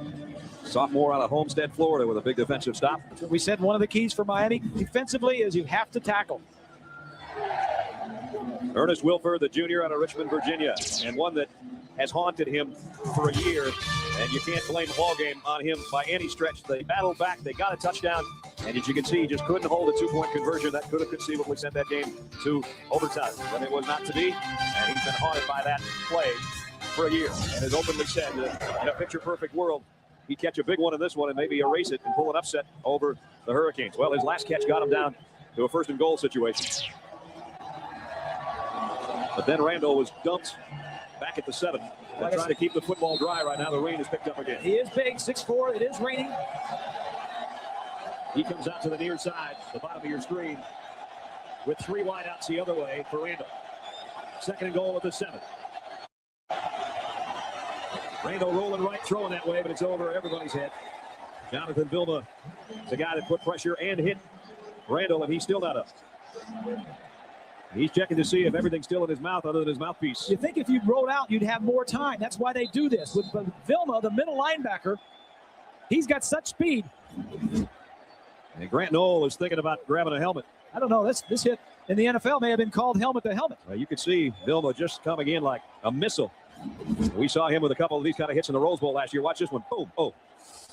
Yeah, I think they get more protection in college in the pro football than they do in college these days. I agree with you, partner. And so, lo and behold, as they check apparently a bleeding lip or a loose tooth. We did the last one in slow motion. We'll give you an idea of the impact here. Knocked him halfway out of Dade County. Here's the guy that played the game last year and was intercepted 4 times as a starter. Hasn't played much because Randall's been the man. Not easy coming in this situation. 3rd and goal at the 7. The senior Grant Knoll in the lineup. Going to throw a fade to the corner. Wilford goes up and gets it. Touchdown. Took it away from him. That's what he wanted. Wanted to make up for last year's ball game, and it's in the same kind of corner over there. And it's to the same quarterback. Yeah. From the same quarterback to Wilford, and Frank Beamer comes all the way over to congratulate him. And the same situation, the corner, it's up there, and he just went up and took it away. And what I got to tell you, I'll jump in here after this extra point to tell you what the conversation was as they came back to the sideline. Extra point is up and good. 24 seconds, Swanee. He came over to the sideline, and Wilford was saying, everybody, I told you I wanted the ball. I told you I wanted the ball. Most important, all the things he went through all of last year, even to the point where Spike Lee had been on campus and pointed out to him, he is a guy who lost the game for Virginia Tech, and he had to endure all of that. He says, I want the ball. Give Frank Beamer the credit. In a critical situation as a head coach, he didn't shy away from giving Ernest a football. He was one of the first people on the sideline that came over to Ernest, shook his hand, and just pointed to him, knowing that you're the man, you've got the opportunity, and you'll come through for it. This is so important, not just for the football game, but for the character and the personality of the individual in this ball game. Randall's reaction, he comes up for air long enough to say, all right. And how about Grant Knoll, who comes in as cold as a South Beach drink on the street, throws one pass, and it's a touchdown. How about that quarterback? Huh? How about that quarterback? I mean, that wasn't too easy. You said this is a tough spot. Remember, this kid hurt his knee just days before the spring game. Had arthroscopic surgery on his left knee in September. He was a starter last year. Brian Randall came in. He never got another chance. For him, it's been as tough a year probably as it has been for Ernest Wilford. And he comes in, throws one ball. It's a touchdown, and Virginia Tech is still in the ball game. Well said. 24 seconds remaining in the half. Got a wild one going on in the Orange Bowl. Line drive that hit one of the up end. And it's a tight end. Winston. And Winston got out to about the 30-yard line. Our athletic trivia question. In November against Syracuse, Brian Randall, 504 was a Big East record. Who holds the Hokies all-time record for passing yards in a game, Swanee? Well, this is a wild guess. I'm going to say it's Randall. All right, Bob, I guess you get to be next. I know this answer. Don Strock. Don Strock in 72, the same year as you were a pro against Houston. 527 yards. He's the head coach right now at FIU right here in Miami. So everything is 30th year anniversary related here today as Kenny Dorsey takes a knee. Final play of the half. It's been an exciting one. Miami, every time Virginia Tech made a push, came right back. Virginia Tech's probably got to be happy that it's halftime because they just scored a huge touchdown. They don't have to worry about Miami coming back and stuffing another one down it. Let's check in with Swanee and Frank Beamer. Well, Coach, a tough first half, but you guys coming back putting points on the scoreboard. Adjustments and changes for the second half. Well, we're hanging in there. We got to tackle better. I'm going to tell you, this Miami team's good enough. We don't need to help them by missing tackles and playing poorly there. But, we've done a couple of good things. We just got to go to get things right in the second half and like to get to the fourth quarter close.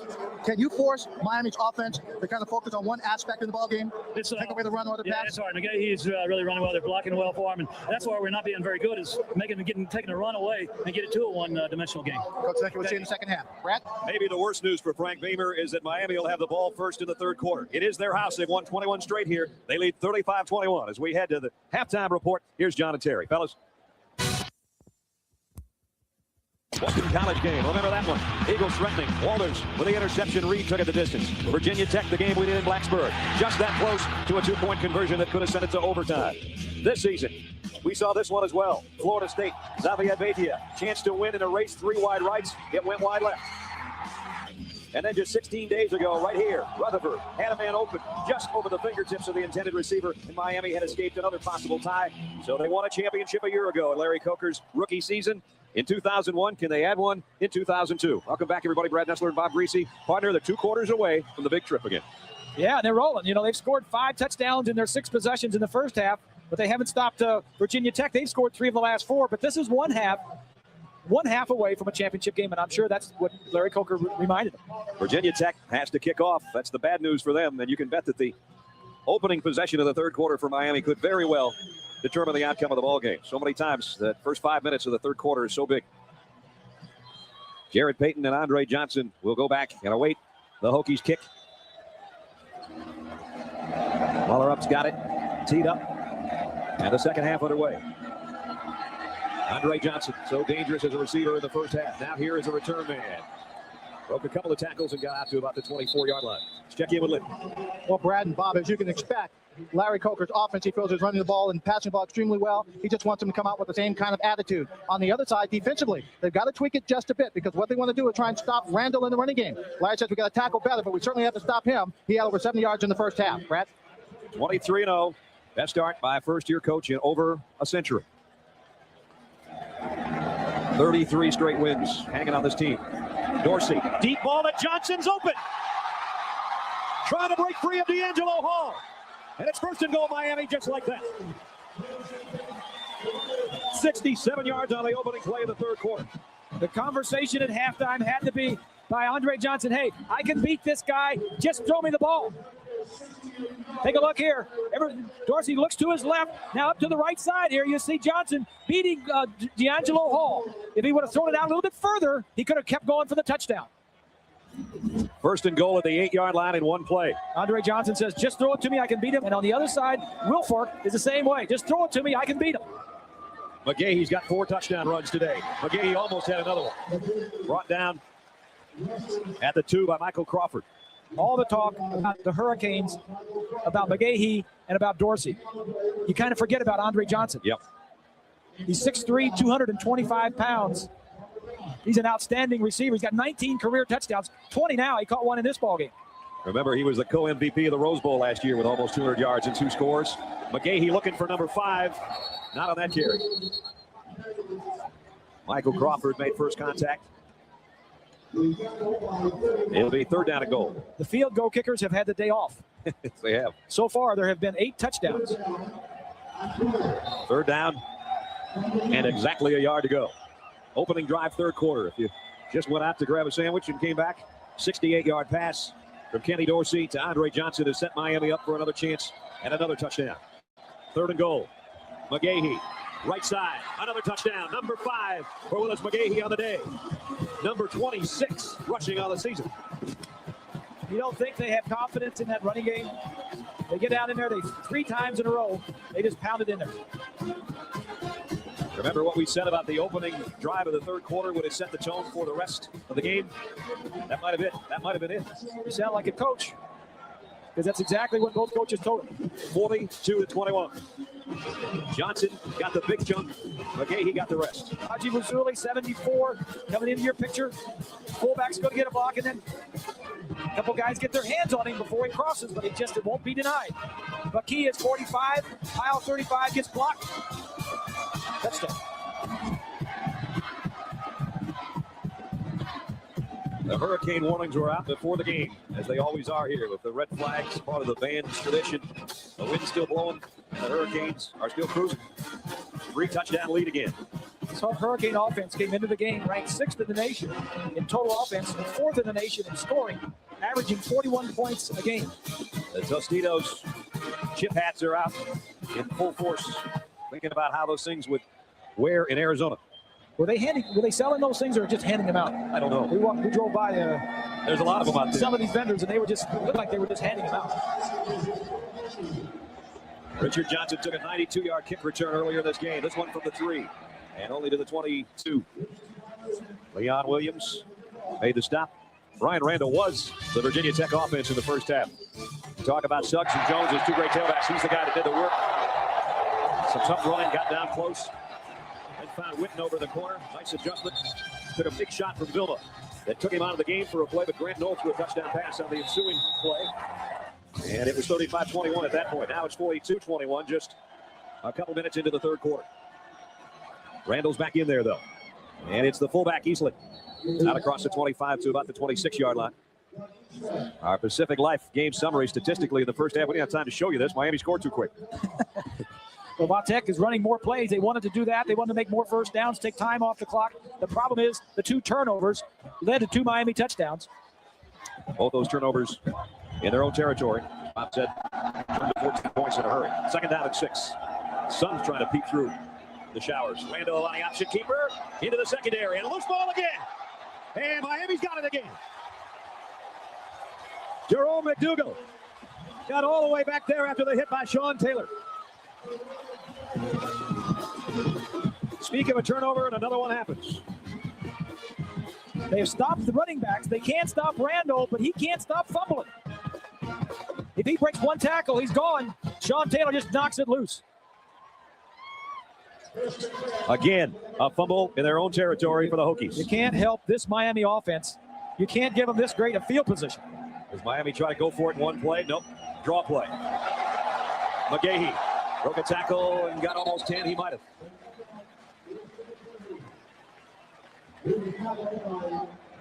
So Willis Magahee with 5 touchdowns on the ground today.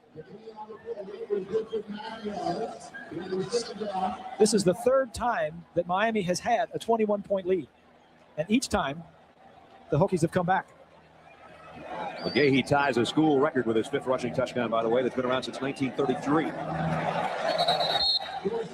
Quadrant Hill gets it down to about the 30-yard line. Larry Coker knows that in Willis Magahee, he has got himself a competitor. One thing about Willis, he is so unselfish. Willis was actually our starting fullback in the Rose Bowl game last year. Clinton Portis being our tailback. Our fullback was injured, played 70 plays as our fullback to help us win a national championship. And then coming back, having a great offseason, being a great leader for us, and practicing so well. You watch him practice. The practice is just like a game for Willis. You see him run. That's the way he runs in practice, and that's the way he runs in games. Andre Johnson down the middle, couldn't quite hold that Kenny Dorsey pass. Willie Pyle was there to break it up. Larry was telling us also about Magahee. He said not only did he play the fullback role and play it unselfishly, he said even if he stays in the game and the play isn't called to him, he wants to stand and block for somebody else. And he says if you put in a back and you bring him out and you run a running play that his replacement has to block, he'll say, did you take me out because you wanted the other guy to block on that play? Exactly right. He says, I can block. He just wants to play every down. Yeah. Second down and 10. Here he comes. And there he goes. Magahee, he's gone. 6 touchdown.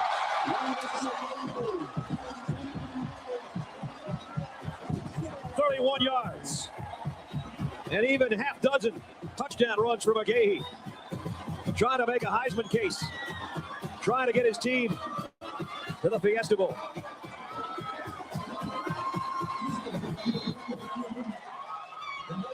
Severs, extra point is good. 49-21. What a show.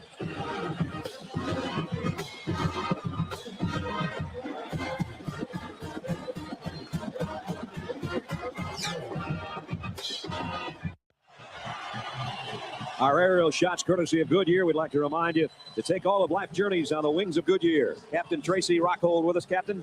Great shots. Nice to have you with us. The sad shot for Virginia Tech is the scoreboard. It's 49-21. And we still have a long way to go. Severs kick. Johnson will take it at the 5. Trying to cut outside again, and they've got him bottled up before he can even get to the 20 this time. Howard Clark made the tackle on the special teams. Go back to the touchdown. Watch the block of Vernon Carey and Haji Razuli. Those two guys, the linemen. Carey's going to slide down to the inside. Now you got 2 blocks there. Now this is where he's going to go, right up through here. Razuli, 74, stays on his man, and Andre Johnson outside, being covered by D'Angelo Hall. He just can't react to him. And that touchdown by Magahee broke a record that has stood for almost 70 years. Single game rushing touchdowns of 6. Whistle stop play. And it's a legal procedure against the Hokies. Well, the Hurricanes are just dominant on offense. And Ken Dorsey is just doing what he has to do and is happy to allow Magahee to score the touchdowns. They've scored. If you take out this one right here where they just knelt down right before halftime, you take that out, they've scored on 7 of their 8 possessions. Wow. 1st and 15. Virginia Tech backed up to its own 12. Randall, pressure coming. Going deep for Witten, and he overshot him. And if Randall would have had that one back, he would have taken off up the middle for about 30 yards. There was nobody in front of him. But he was determined to throw it and did have a man open, but he overshot him. Well, you start looking now, I mean, they've come back a couple of times from 21 points down. They've come back and showed some life. And now Miami just jumps out and says, hey, we're going to jump out. We're 28 points ahead of you. We're going to put our foot on your throat and just keep it there. 2 touchdowns to open the third quarter. 1 on an opening offensive march. 1 following yet another Virginia Tech turnover. Randall flares it out. Jones, nice cut back to the inside. And all he did was get back close to the original line of scrimmage before Jamal Green ran him down. There's the conductor of the Miami ground machine. I know you may have heard it before, but coming in, starting last year, he was behind Clinton Portis and Al Gore. Frank Gore. Al Gore's still behind. Yeah, I've never seen Al Gore run the football. He was counting chance. He was a third-team running back, and Portis went to the pros, and Gore got hurt. 3rd and 11, Randall in trouble and hammered under a wave of orange. Green, then roll, then friends. Virginia Tech's got one. I don't know. Miami's making a pretty good statement here today. Yes, they are. You get them close to that championship game, as we said in the opening, and then one more game, and you go. And you don't have to go to Blacksburg like they did last year. All you have to do is come out here on your Orange Bowl turf, and you just win here, and you go. They're pretty impressive. Vinny Burns stands at his own goal line, and it's blocked. Got it. They got it, and they got him. I think Sean Taylor may have blocked it. In your face, Virginia Tech. That's exactly what's being said. You can talk all you want about the other team's special teams, but Miami's got some that are pretty special too. Weaver came up with it. We'll take another look at the middle. Yeah, right up the middle. Might have been Leon Williams, 44. Leon's right in the middle of your screen. Oh, I think maybe he might have been the guy. There's 2 guys there. It's hard to tell. Well, they were going after it. I think it might have been Quadrant Hill. I don't know. Yeah. From down here, guys, it looked like both hands hit the ball. It sure did from here, too, Swanee. The ball, by the way, went 1 yard. Dorsey looking for a corner route to Johnson. Comes back to his safety valve. Kellen Winslow. Spin move to the 1. They haven't needed Kellen today because everything else has been so open, so they haven't bothered throwing it to the tight end. And they were looking for Johnson on that play. He says, throw it to me. I can catch. And he can. And he can run.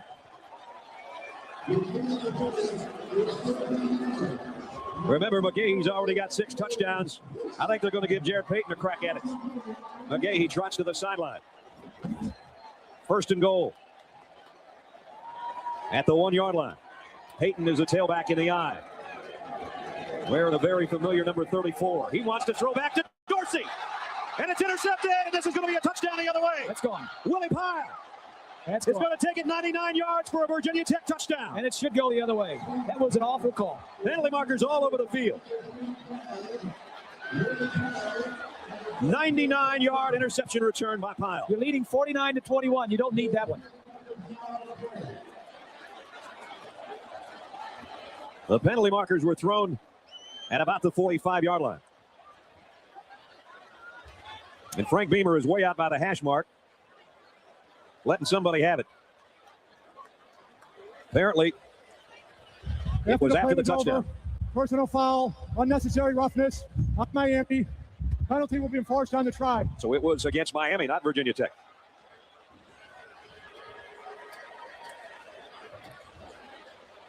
Well, I just think that's just an unnecessary call. I mean, you try to trick them. I know the players like it. In fact, we saw them working on that play at practice a couple of days ago, where you hand it off and you throw it back to the quarterback. We saw that in practice, and the players like those gimmick plays. But when you're leading 49-21, it's more likely to have something bad happen when you put the ball in a running back's hand and throw it across field than it's something good happening. If you want to score, just run the ball in. Plus, you look at this pass, Bob. It just seemed to come out of his hands very poorly. It did. I don't know if the ball was wet, or I don't know if his gloves were wet, but it just wasn't a good pass. That penalty was against Virginia Tech, and the extra point is blocked. The referee, and you saw it, he said that the personal foul was on Miami. It was not. It was on Virginia Tech. That's why Frank Beamer was upset. That's why the long extra point. That's why the blocked extra point. 8:45 remaining, third quarter, but Virginia Tech is on the board again on a long interception return.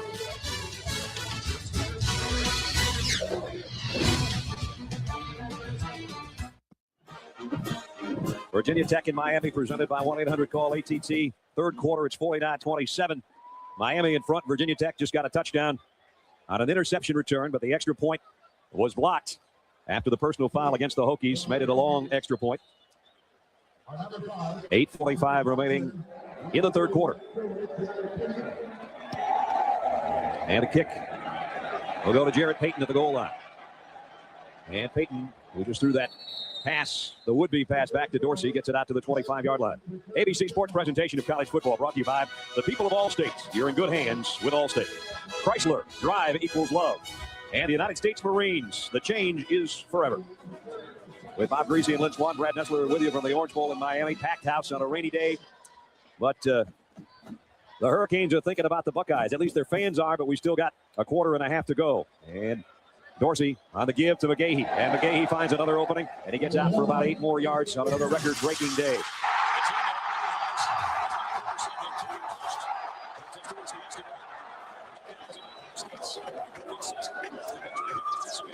Sent them out west, and along with us is the head coach of the Ohio State Buckeyes, Jim Tressel. And Jim, first of all, congratulations on a fabulous year. Well, thanks, Brad. It's been a great football season for our young people. Our coaches and players have worked hard, and there's no doubt about it that you're seeing a great football game out there today where you are. And I know that you and your team are paying close attention to this one, and then barring some sort of miracle, it looks like this is the group you're going to be up against. Well, there's no question Miami's a great football team, but you can see there's no quit in Virginia Tech. They've been a great football team for quite some time. I've coached against Coach Beamer back in the old Ohio Valley Conference days, and but there's no doubt the Hurricanes are outstanding. Hurricanes with a first down here from just outside their own 43-yard line, and Kenny Dorsey with a pump fake and wants to go deep down the sideline again, and it's incomplete. Broken up over there by Garnell Wilds, who's had a good job in the secondary for Virginia Tech this year. You know, Coach, we're seeing a great performance by Vt-Magahee today. Your tailback, a sensational freshman that we got a chance to open up the season with, and his coming out party, the game we did, was something special. A lot of problems, though, with the Stingers there. We want to ask you about Maurice Clarett and his injury status, I guess, right now. Well, the only thing that is good for us Stingers to have a little bit of rest, and fortunately our schedule, we went 12 straight weeks after the Pigskin Classic, and now we have a little bit of rest to prepare, and we'll see if he can get healthier.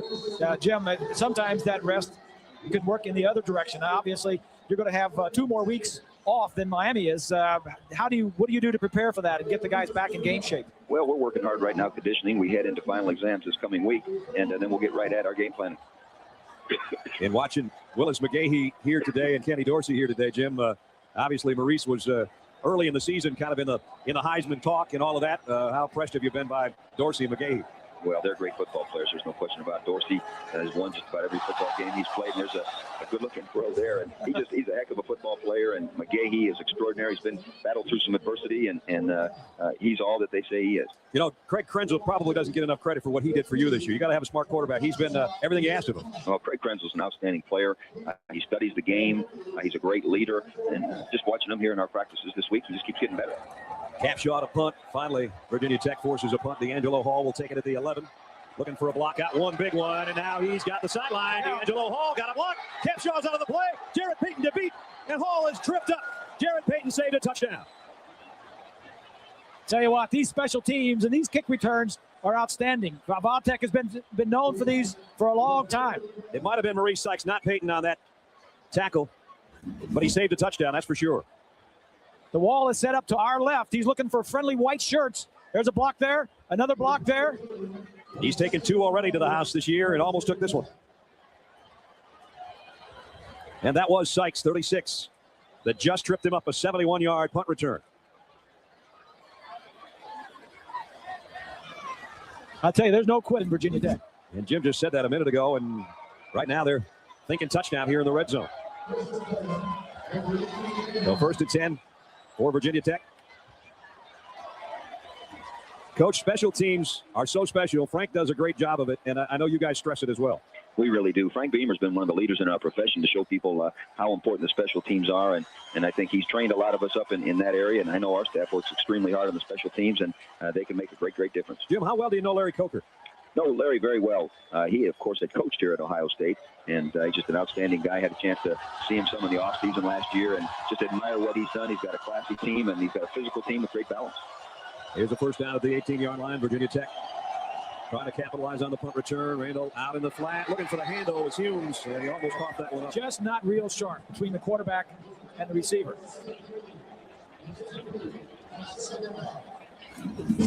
So important to have speed. Here's Sykes, 36 at the bottom of the screen. Now he's laying back. He's not thinking he's going to be needed. And then he thinks, well, maybe I will be needed. And he catches him. Just barely. He was down for a long time over there. And that's why there was a holdup before the snap from the 18. Now 2nd down and 10. And Randall all wrapped up again. Coach, you know, you never win a championship without a good defense, and you've got that. Well, we really do. Our kids have been playing well on defense, and our staff has done a great job. Mark D'Antonio, our defensive coordinator, has led a great staff there. I think our kids play hard. They run to the ball. I think they're a real smart defense. And a balanced team like Miami, a team like the folks that you can meet in championship games, you better be focused and you better be ready to handle balanced attacks. 3rd down and long. Fans come to life for the Hurricane defense. 4 wide receivers for Randall. Down the middle, Witten's got it. Nice cutback, 1st down. Going to be 1st and goal at the 4. Sean Taylor saves a touchdown. Witten, who had a touchdown catch in the first half. So, Jim, you're kind of used to these championship games, though, at a different level. Well, that's right. I've had the good fortune to coach in a number of national championship games, and it's going to come down to, like you talked about, which defenses play the best, who takes care of the football, and those all-important special teams that you were just outlining. Kevin Jones in at tailback. It is 1st and goal at the 4. On the option, Randall, late pitch to Jones, got a block. Not quite. Dragged down. The speed of Miami. Again, the story, bringing up a 2nd down and goal. Jim, again, we want to congratulate you on an undefeated season. I'm sure you're looking at Larry Coker going, man, this guy's never lost as a head coach. That's pretty good. Larry's done an unbelievable job there. And Butch Davis came in, and I thought just did an extraordinary job, and Larry picked it right up, and they have not missed a beat. Coach, as nice as Columbus is, I think you'll find Arizona to your liking in early January. Good luck. Well, thanks so much. Good to be with you. Okay. Jim Dressel, head coach of undefeated Ohio State. They'll play Miami in all likelihood unless Virginia Tech can muster some kind of amazing comeback. And the Hurricanes, the ball's loose again. I think it's been blown dead. Thanks to Jim joining us here in the 3rd quarter on a sensational season for the Buckeyes and their fans. They're waiting on the Miami Hurricanes if they can win this one. Our matchup presented by 1-800-CALL-ATT. Virginia Tech trailing Miami, but trying to pull something together here in the 3rd quarter. The beginning of the 3rd quarter was disastrous as they saw Miami score on offense, then get another turnover and go in again. 3rd down and goal. They need this one to stay in the hunt. Virginia Tech, that is. Single coverage down here at the bottom to Wilford. No alley-oop. And incomplete. Sean Taylor again was there with him. Give him another chance. Going to bring out the field goal unit. Single coverage. Wilford, number 19, just gets with. This time Taylor knows what's coming. He gets vision and gets up when the ball's coming. Now, just because they're lining up for a field goal, you can see anything right here. They've got all the tricks. They were using them out here yesterday with this field goal team. They've got a shovel pass in here. This is going to be a kick. And it is going to be good. So they had 3 to cut it to 19. Could have been 4 more points had it not been for Maurice Sykes saving a touchdown right there.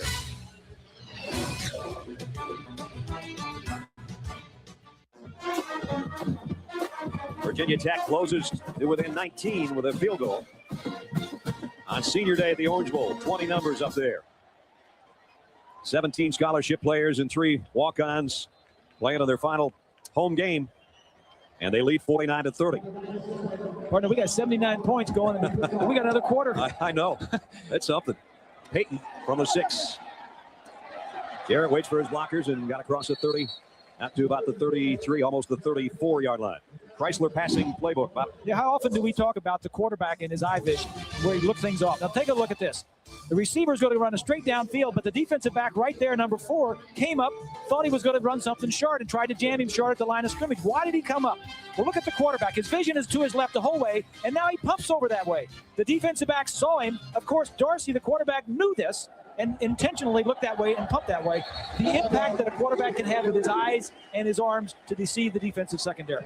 And this guy helps the play-action game, that's for sure. Magahee's got 11 more yards. He's got his 10th 100-yard-plus game of the season. That is also a Miami record. He's rushed for 6 touchdowns today. That's a single-game Miami record. But it's only because of the general behind center. That's right. He knows what's going on. He gets them out of bad plays. He checks into good plays. Here's Magahee cutting outside. He's got more than 10 more again. So starting to pile on the yards to go with the touchdowns. Reminder, Keith and Fauci are set for a big showdown in the Pac-10. Washington State needs a win for a berth in the Rose Bowl, and UCLA is thinking upset. That's next right here on ABC Sports, the class of college football. And as Swanee said, there's a whole bunch of Trojans cheering for a bunch of Bruins for the first time in a long time. Yeah. 157 yards on the ground for Magahee. Dorsey, if you're checking his stats, 275 through the air and a touchdown. Magahee again, and only about a yard more, and that's it. Magahee is a redshirt sophomore, so there has been questions, would he come back next year? If indeed they won a national championship, and if he was invited to the Heisman ceremony, would there be a reason for him to come back? Remember, as Bob said, Frank Gore is rating and healthy. A guy that probably would have been the starter, but this guy has taken it and run with the chance like probably no player we've seen in a long time, if ever. He's avoided injuries, too. Like Brad said, this is his 3rd year at Miami. He would have 2 more years to play if he wanted. And now Jared Payton takes it for about 3 yards as we check in. John Saunders in New York. John. Brad, in the Mid-American Conference Championship, guess what? Marshall's in it. Facing Toledo, Brandon Carey, 9 yards as he stumbles across for the touchdown. Marshall, the Thundering Herd, increasing their lead now, 21-10. Leftwich, you see 97 yards passing. Brad. All right, John, here, 49-30, a minute 45 at the 37-yard line. It's 3rd and 5. Andre Johnson has been huge today. He's up to the top of your screen. Dorsey directing traffic, and did they get it off? Penalty markers. And it's delay game against Miami. This kid has been a winner all but one game as a starter. Makes good decisions, 37-1. He's a playmaker. He doesn't have great arm strength or mobility, but give me a guy that is a playmaker, can make the plays. He has intelligence to get you out of bad plays and into good ones. His quick release, and he's an accurate thrower. And the last of all, he's a competitor. He says the one loss to Washington 3 years ago is what motivates him. He's a fear of losing motivates him more than anything. Here he is in the pocket. Got hit as he threw, and he's intercepted here, though. And here's Roniel Whitaker. And Whitaker, Andre Johnson's tracking him down from behind. I don't think he knew number 5 was behind him. He was cruising for 50 yards, though, on the return. I've never seen a game that had so many big plays for one team like Virginia Tech with the punt return and the kickoff return. Now, and they're still down 19 points. The interception, they almost went all the way. Now, the pickoff. Johnson had that in his fingertips, and it was just swiped out of there by Whitaker. Ball was right there. And another scoring opportunity now for Virginia Tech. Down 19, but 1st and goal. Just inside the Miami 10. Suggs cuts back. Suggs, touchdown. It ain't over yet. You know, this is the same thing that happened in that game last year that we did in Blacksburg. Miami got way ahead and then just kind of put on the in cruise control, kind of coasted, and Virginia Tech never quit. Kept coming back. That's a reflection of that man you're looking at. They respect Miami. They don't fear them.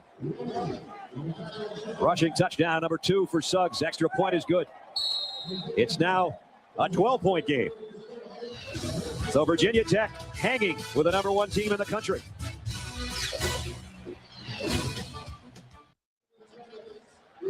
Virginia Tech Miami presented by 1-800-CALL-ATT. It's been a wild one, 49-37. And we still have almost 16 minutes to play. It's hard to remember all of the big plays that Virginia Tech has had. They've had 2 interceptions that have been returned for big yardage, a punt return, a kickoff return, and then they've had some fumbles of their own that have helped Miami score. So the kickoff upcoming. Looking in for the Goodyear blimp. Virginia Tech, 3 turnovers. Miami has 2 now. And what looked like it was going to be a long game for Andre Johnson. The ball just snatched out of there by Whitaker is turned into a touchdown. One of the up men takes the kick return and busts it out almost to the 45-yard line. That was Humphrey, backup fullback. Nice 24-yard return. A conference crown and a BCS bid on the line tonight. Number 9 Oklahoma takes on number 12 Colorado in the Big 12 championship. Dr. Pepper Big 12 championship tonight at 8 o'clock, 5 Eastern on ABC Sports, the classic college football. Brent Musburger and Gary Danielson will bring you that one. Here it's Miami leading, but their lead's been cut down to 12. Good field position, though, from the 44-yard line. Magahee, boy, just as quick as a cat on that cut outside. Nice open field tackle, though, by Jimmy Williams. Saved a big gain. That move Magahee just made as he cut to the outside. Points allowed today the most since Virginia Tech in '99. That's the last team in the Big East to beat Miami is Virginia Tech. Well, like we said, when you play a team every year, you learn to respect them, but not to fear them. Tech beat Miami 5 years in a row and has lost the last couple. We played 3 quarters, but if it's anything like the first 3, the fourth's going to be fun, so don't go anywhere. ABC Sports presentation of college football will return after this message and a word from our ABC stations. That's right. Miami leads at the end of 3. They almost never lose. They lead heading into the 4th, 49-37. They're 160-2 in the last 162 games, leading at the end of 3. Magahee to the 50. Only got a couple, though. Here's a big third down for the Virginia Tech defense, as if they haven't had a few today. But Miami hasn't had that many third down situations. There's a look at Bud Foster, defensive coordinator. Bud knows how big this 3rd and 4 is. The last 3 Miami possessions, 2 of them ended in interceptions. 1 of them ran back for a touchdown. From the midfield strike.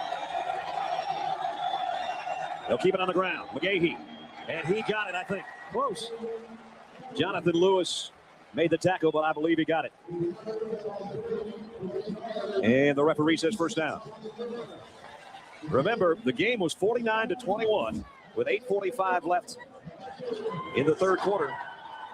As you see Magahee's effort to get the first down. When that interception was thrown by Jared Payton, intended for Ken Dorsey, the play that Bob said, that's just too cute. Didn't need that. If they put it in the end zone, the lid's probably on this game. It would have been a 35-point game if they just run it in. Here's Magahee with both hands wrapped around the football. You think he doesn't know what ball security is about right now with 14 minutes left? It looks like what they want to do is take some time off the clock and not score so quickly and just run this thing. Well, Bob and Brad, most games have a 2-minute offense, but Miami has also a 4-minute offense. We watched them practice a little bit on Thursday, where all the plays they run are designed to keep the ball in the field of plays. Even the receivers are taught when you catch the pass, no matter how deep it is, even if it's wide open, don't run to that sideline, stay in bounds, keep the clock moving. That's exactly what they're doing, Swanee. And the clock in their favor. Magahee again, both hands wrapped around the ball. Again, a first down. He has carried it 5 straight times. 7 more yards. Virginia Tech, Miami, presented by 1-800-CALL-ATT, the top-ranked team in the land against number 14, Virginia Tech. Miami having won 33 straight games, and that is the longest winning streak in Division 1A in 31 years. And they're trying to make it 34 in a row and earn themselves a trip to the Tostitos Fiesta Bowl in Tempe. And they're just that close, 13 minutes left. But Virginia Tech's not making it easy for them. You would think that the Virginia Tech players are beginning to wear down a little bit because of the heat and humidity down here. Timeout taken by the Canes with 12:52 to go.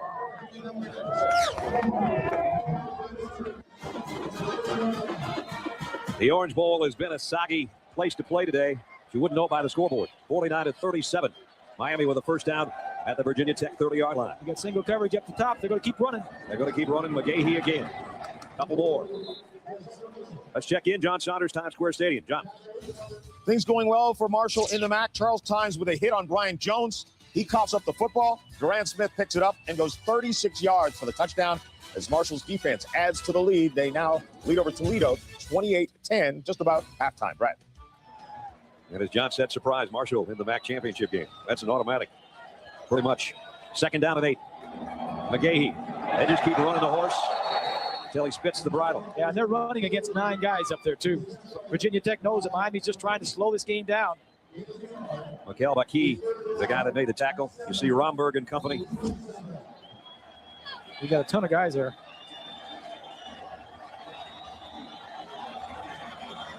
Third down at 7 coming up.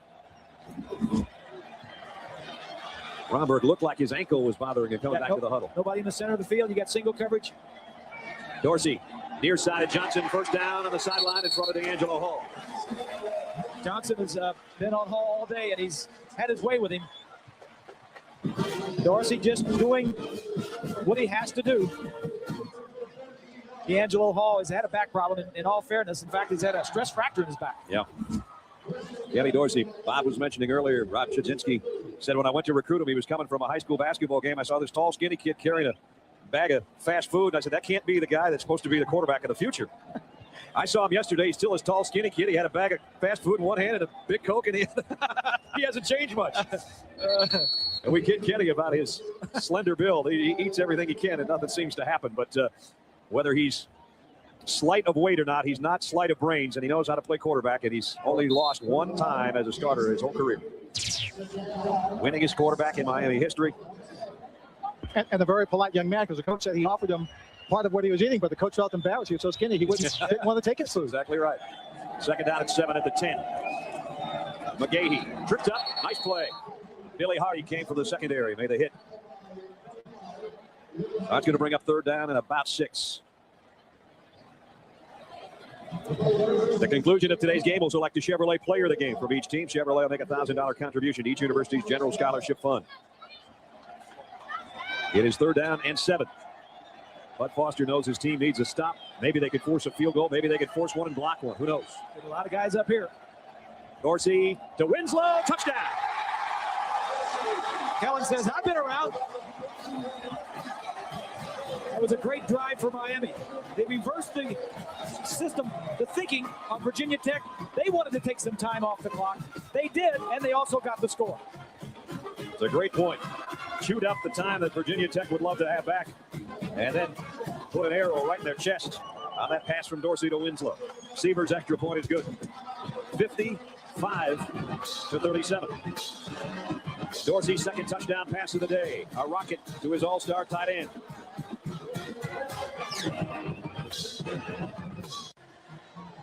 Let's go back to the touchdown. Here's Kellen Winslow, the tight end on the end of the line. Here's a linebacker right here. Out here, all your defensive back and wide receivers. Kellen's just going to go down and run a little bit to the outside. Now he's got linebacker coverage. This is like stealing. He's very quick. I like every time I see him in practice, especially. I like he runs well, blocks well. Great hands, and loves to play. Oh, yeah.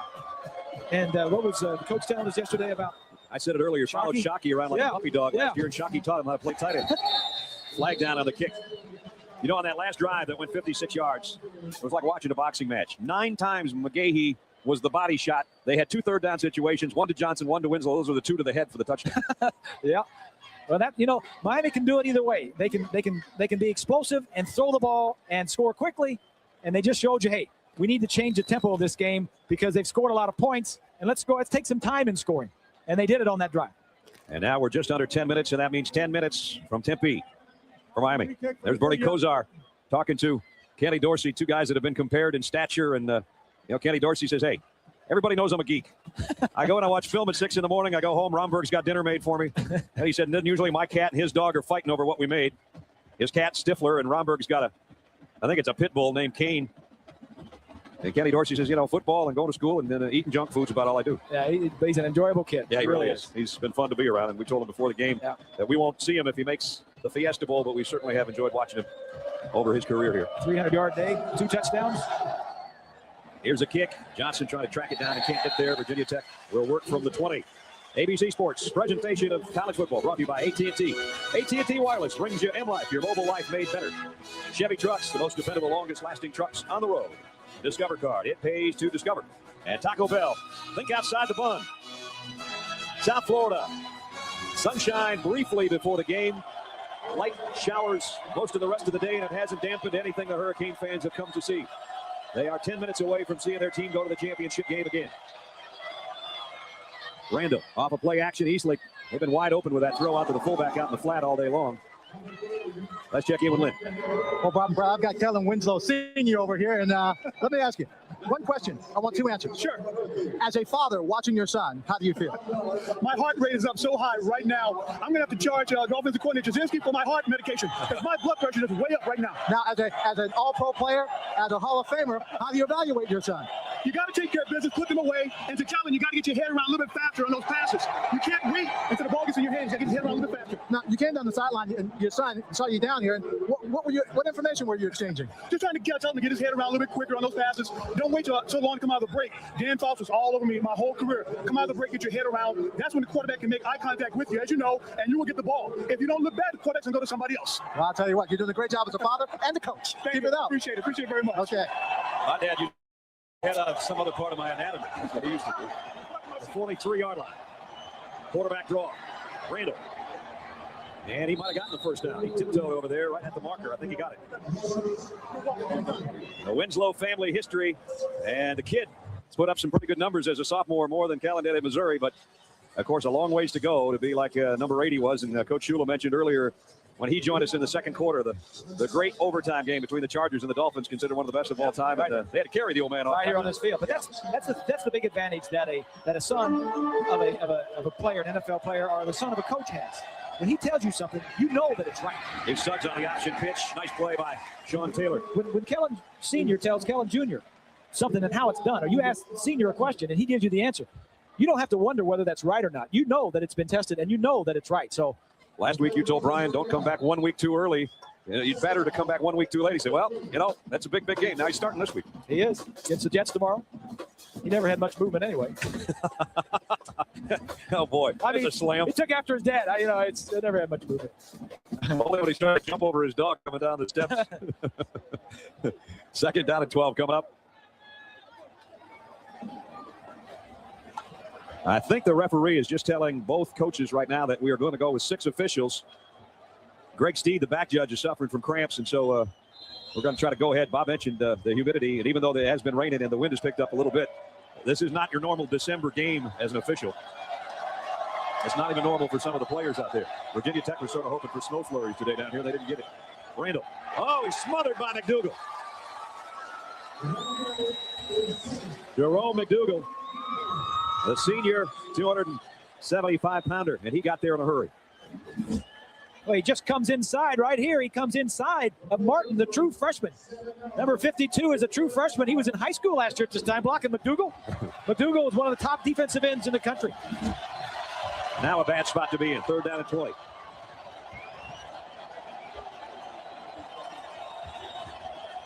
Randall from the gun. Pressured. Buys himself some time, but here comes the speed of that front wall. This time it's William Joseph. Tell you what, Brian Randall's going to be a good one. He's only got a year and a half under his belt. He's got 2 more years to play. He finds out how this game works. He's going to be impressive. Defensive ends, McDougal puts a spin on the freshman, gets outside the pocket, and McDougal catches him from behind. So now it's punting time. Burns has had 1 blocked. He had 1 return, 42 yards. That by Parrish, who's going to track this one down on the run at the 16. Parrish got a huge block, got a crease. Almost busted free again. He is dangerous. Roscoe Parrish, redshirt freshman. 29-yard punt return that time. And the block on the play hurt Kevin Jones on the return.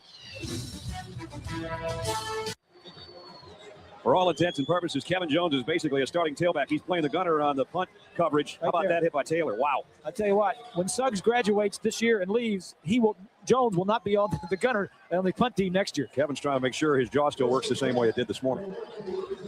Meanwhile, Miami leading 56-37, 7 minutes away from going to the championship game again. Magahee flags down, might have a holding call, which we have not had on Miami today. They don't give up sacks, and they don't get called for holding that often. It is a holding call against the Canes. That'll back them up to about the 35-yard line. Time permitting. Stay tuned for the Thrifty Car Rental postgame report featuring scores and highlights from across the country, including the MAC championship, the Army-Navy game. A look ahead to what follows us, Washington State, UCLA, and the Dr. Pepper Big 12 championship. All of that with John and Terry when we are done at the Orange Bowl. Offensive leaders, a 300-yard day for Dorsey with 2 touchdowns, a 190-yard day for Magahee with 6 touchdowns on the ground, a record. And Andre Johnson almost 200 in the air and a score. And Dorsey's had his way. If he wanted to throw the ball, he could do that. They scored on 7 of their first 8 possessions. He had it as well. If they wanted to run the ball, Magahee could get the yards. 501 yards of offense for the Canes. They came in 6th in the country in that statistic. And again, penalty marker. Might be back-to-back penalties here. Nope. Joseph saying it's on Virginia Tech. Prior to the snap, false start, offense, 5-yard penalty, remains first down. And it was back-to-back penalties on the Canes as we check in with Swanee. Oh, Brad, you and Bob were talking about the humidity and the weather. Take a look at what the temperatures were back in Blacksburg for this week leading up to this game and compare it to the weather here in Florida. Now, you tell me that does not make a big difference when you got to come down and play these kind of temperatures. Yep. I mean, you look forward to it because you're getting out of the cold. And from Wednesday, Wednesday, Thursday, and Friday, Virginia Tech was practicing indoors because they got about 9 inches of snow. Yeah, Wednesday it was snowing like crazy in Blacksburg, which is what they had hoped for last year in this game. And we had one of the most unseasonably warm days you can get in Blacksburg the first day of December. Remember that? It was about 70. Yep. And now they come down here in the heat. Arkeel, the offensive line coach. He's been around for a while. 22 years ago, he was the center on the team. Now he's got Romberg out there. And he's been here with all the head coaches. He's got 5 rings, 5 national championship rings, going for a 6th, it looks like, here today.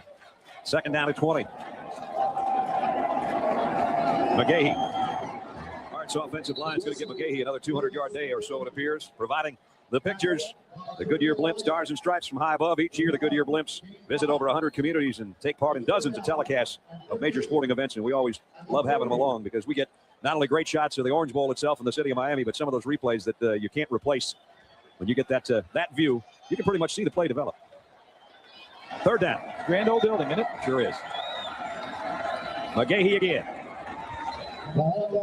Up to the 45. Magahee 205 yards on the ground. It's a timeout here with 4:49 remaining in the ball game. Miami less than 5 minutes away from a trip out west. Willis Magahee out of the lineup right now. Kind of favoring his hip, it appeared, but he gave us a thumbs up right before we came out of the commercial. 39 carries. That ties the school record. It's a career high for him. The 205 yards betters what he did against Florida when he had 204, so that's a personal high. And the 6 touchdowns, of course, as we've continued to mention, is a single game school record. Punt fielded by Hall at the 6. Trying to reverse field, needs a block or two, and he got out to about the 14. Penalty markers, though, inside the 10. There's Sean Taylor, who had that huge block on his team's punt return on Kevin Jones earlier. All right, partner, I got a question for you. Okay. You know, the Heisman's coming up. We don't talk about it much, but it's the last game of the year. Mm-hmm. We're going to vote next week. We got 2 of them here for Miami, Dorsey and Magahee. Yeah. Do you think? I think Dorsey was the favorite going in of the 2. Do you think the fact that Magahee had such a good game today will impact negatively on the voting for Dorsey? I think it might. But what you said earlier, I think anytime Dorsey wanted to light up the scoreboard, if they'd have let him, he would have. Yeah, and that's the way he has been all year, not wanting to pile it on. And he's all for Magahee, and Magahee is all for Dorsey. They really are. They're each other's biggest booster. And now it's Randall inside his own 5. Suggs on the draw play. Didn't go very far. Jamal Green, who's had a good game, that whole defensive line, really, of Miami, that's about 9 guys deep, all played pretty well, and that helps in the heat this late in the season to have as many guys you can rotate in there as they have. Who was the last Heisman Trophy winner west of the Rockies? And what year? I mean, it's been a long time since somebody out west won the Heisman Trophy. It has to be somebody from USC, doesn't it? Yes. Maybe Marcus Allen? Yes. That's got to be 20-some years ago. 1981. And by the way, when you were talking about Magahee having been a fullback, keep in mind, Marcus Allen also was a fullback at USC before he became a tailback. That's right. And said just that experience at fullback made him a little more courageous when he went through the line. Of course, speaking of USC, Carson Palmer was about as hot as anybody in the last 8 games of the season and completely throttled Notre Dame a week ago. And he's very much in that picture, the Heisman picture, that is. Larry Johnson, who we saw demolish Michigan State in a half alone, has got to be a guy that people are thinking about.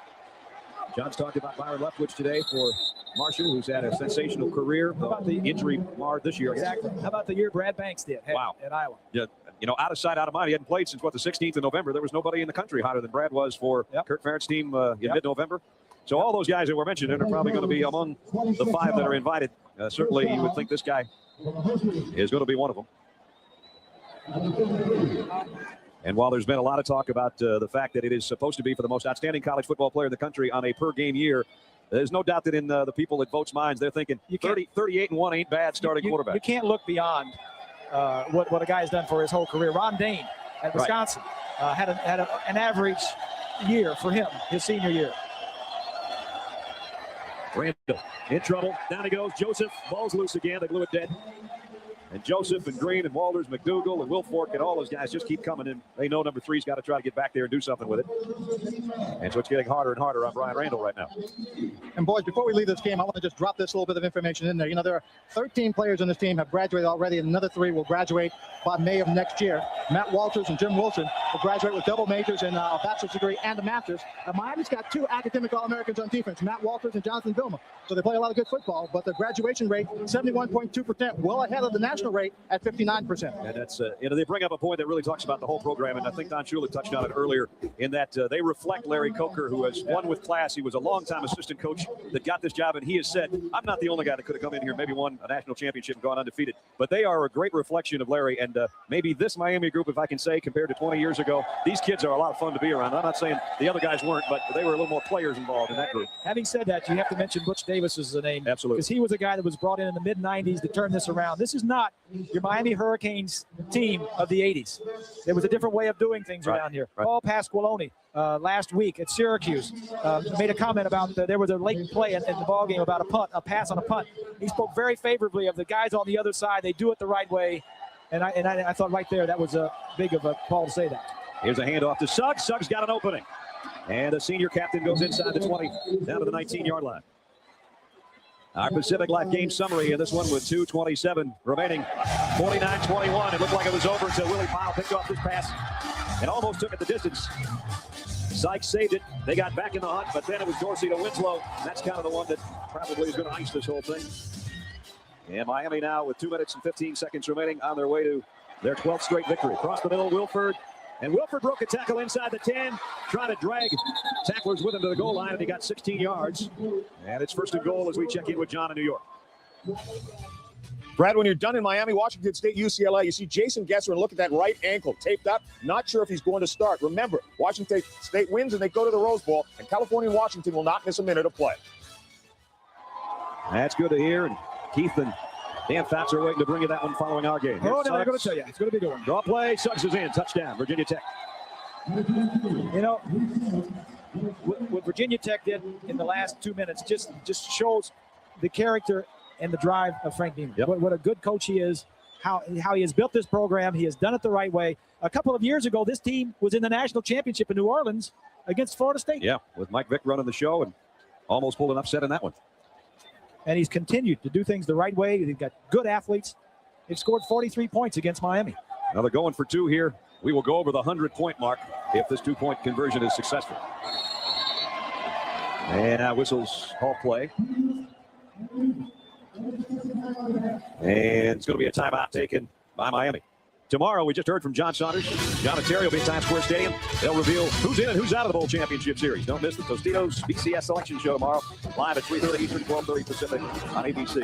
Here's the BCS standings coming in, and they are now less than 2 minutes away. Miami is from going 34 straight wins and getting ready to meet Ohio State in the championship game. If Miami wins, BCS got it right again.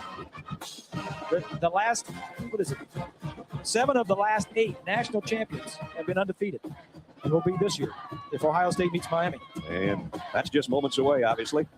Now the folks in Georgia, they can worry about their SEC title game because Georgia had hopes that if Virginia Tech pulled an upset, that they could go to the Fiesta Bowl. But Kenny Dorsey, you can tell by the smile, he knows where his team's heading. Larry Coker would be 24-0 as a head coach. I want to thank a lot of the folks that helped to bring you all the games all year long that have been part of our crew. We'll do that after this snap for a 2-point conversion. With 1:51 left. 3 wide receivers to the near side, and Wilford to the left. And it's Randall trying to zip it in there, and he did. Two-point conversion to Johnson is good. His score looks pretty good, and you can tell there's probably going to be an onside kick coming up here, too, with 1:51 remaining. Well, what Frank is thinking, all right, we're 11 down. We'll get an onside kick. We'll get a touchdown and 2 points, and then we need a field goal. Stranger things have happened. That is true.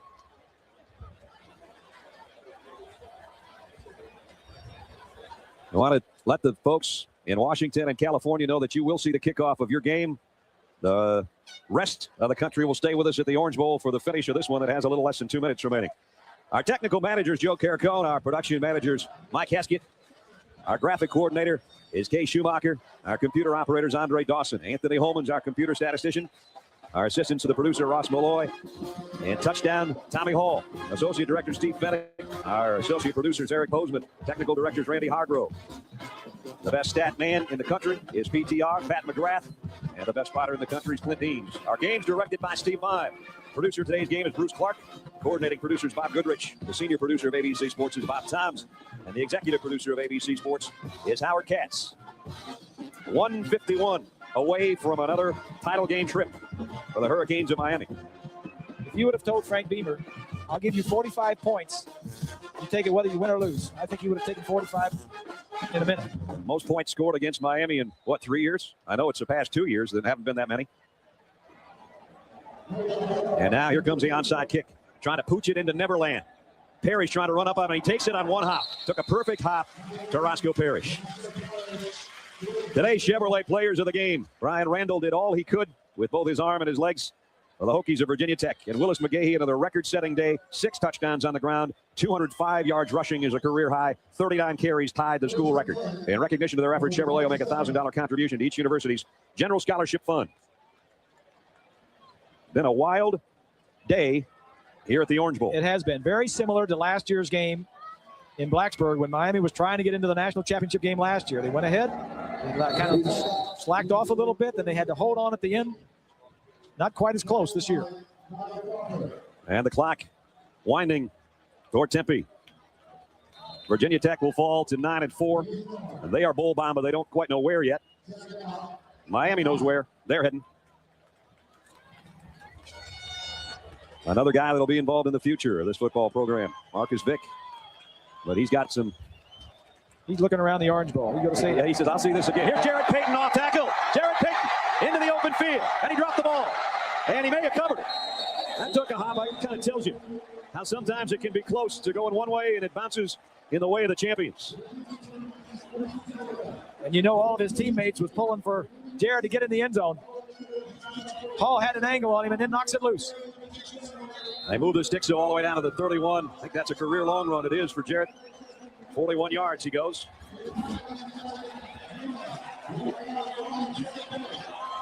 Kenny Dorsey looking to the sideline. Trying to get a call to come in. Might be the final play. Well, they are going to be Big East champs. We know they're state champs. They're the defending national champs. And they're going to get another crack at it. Can they add 2002 to the list? They've won 5 national championships in the last 19 years. They're going to go 6. They're going to try 6 for 20.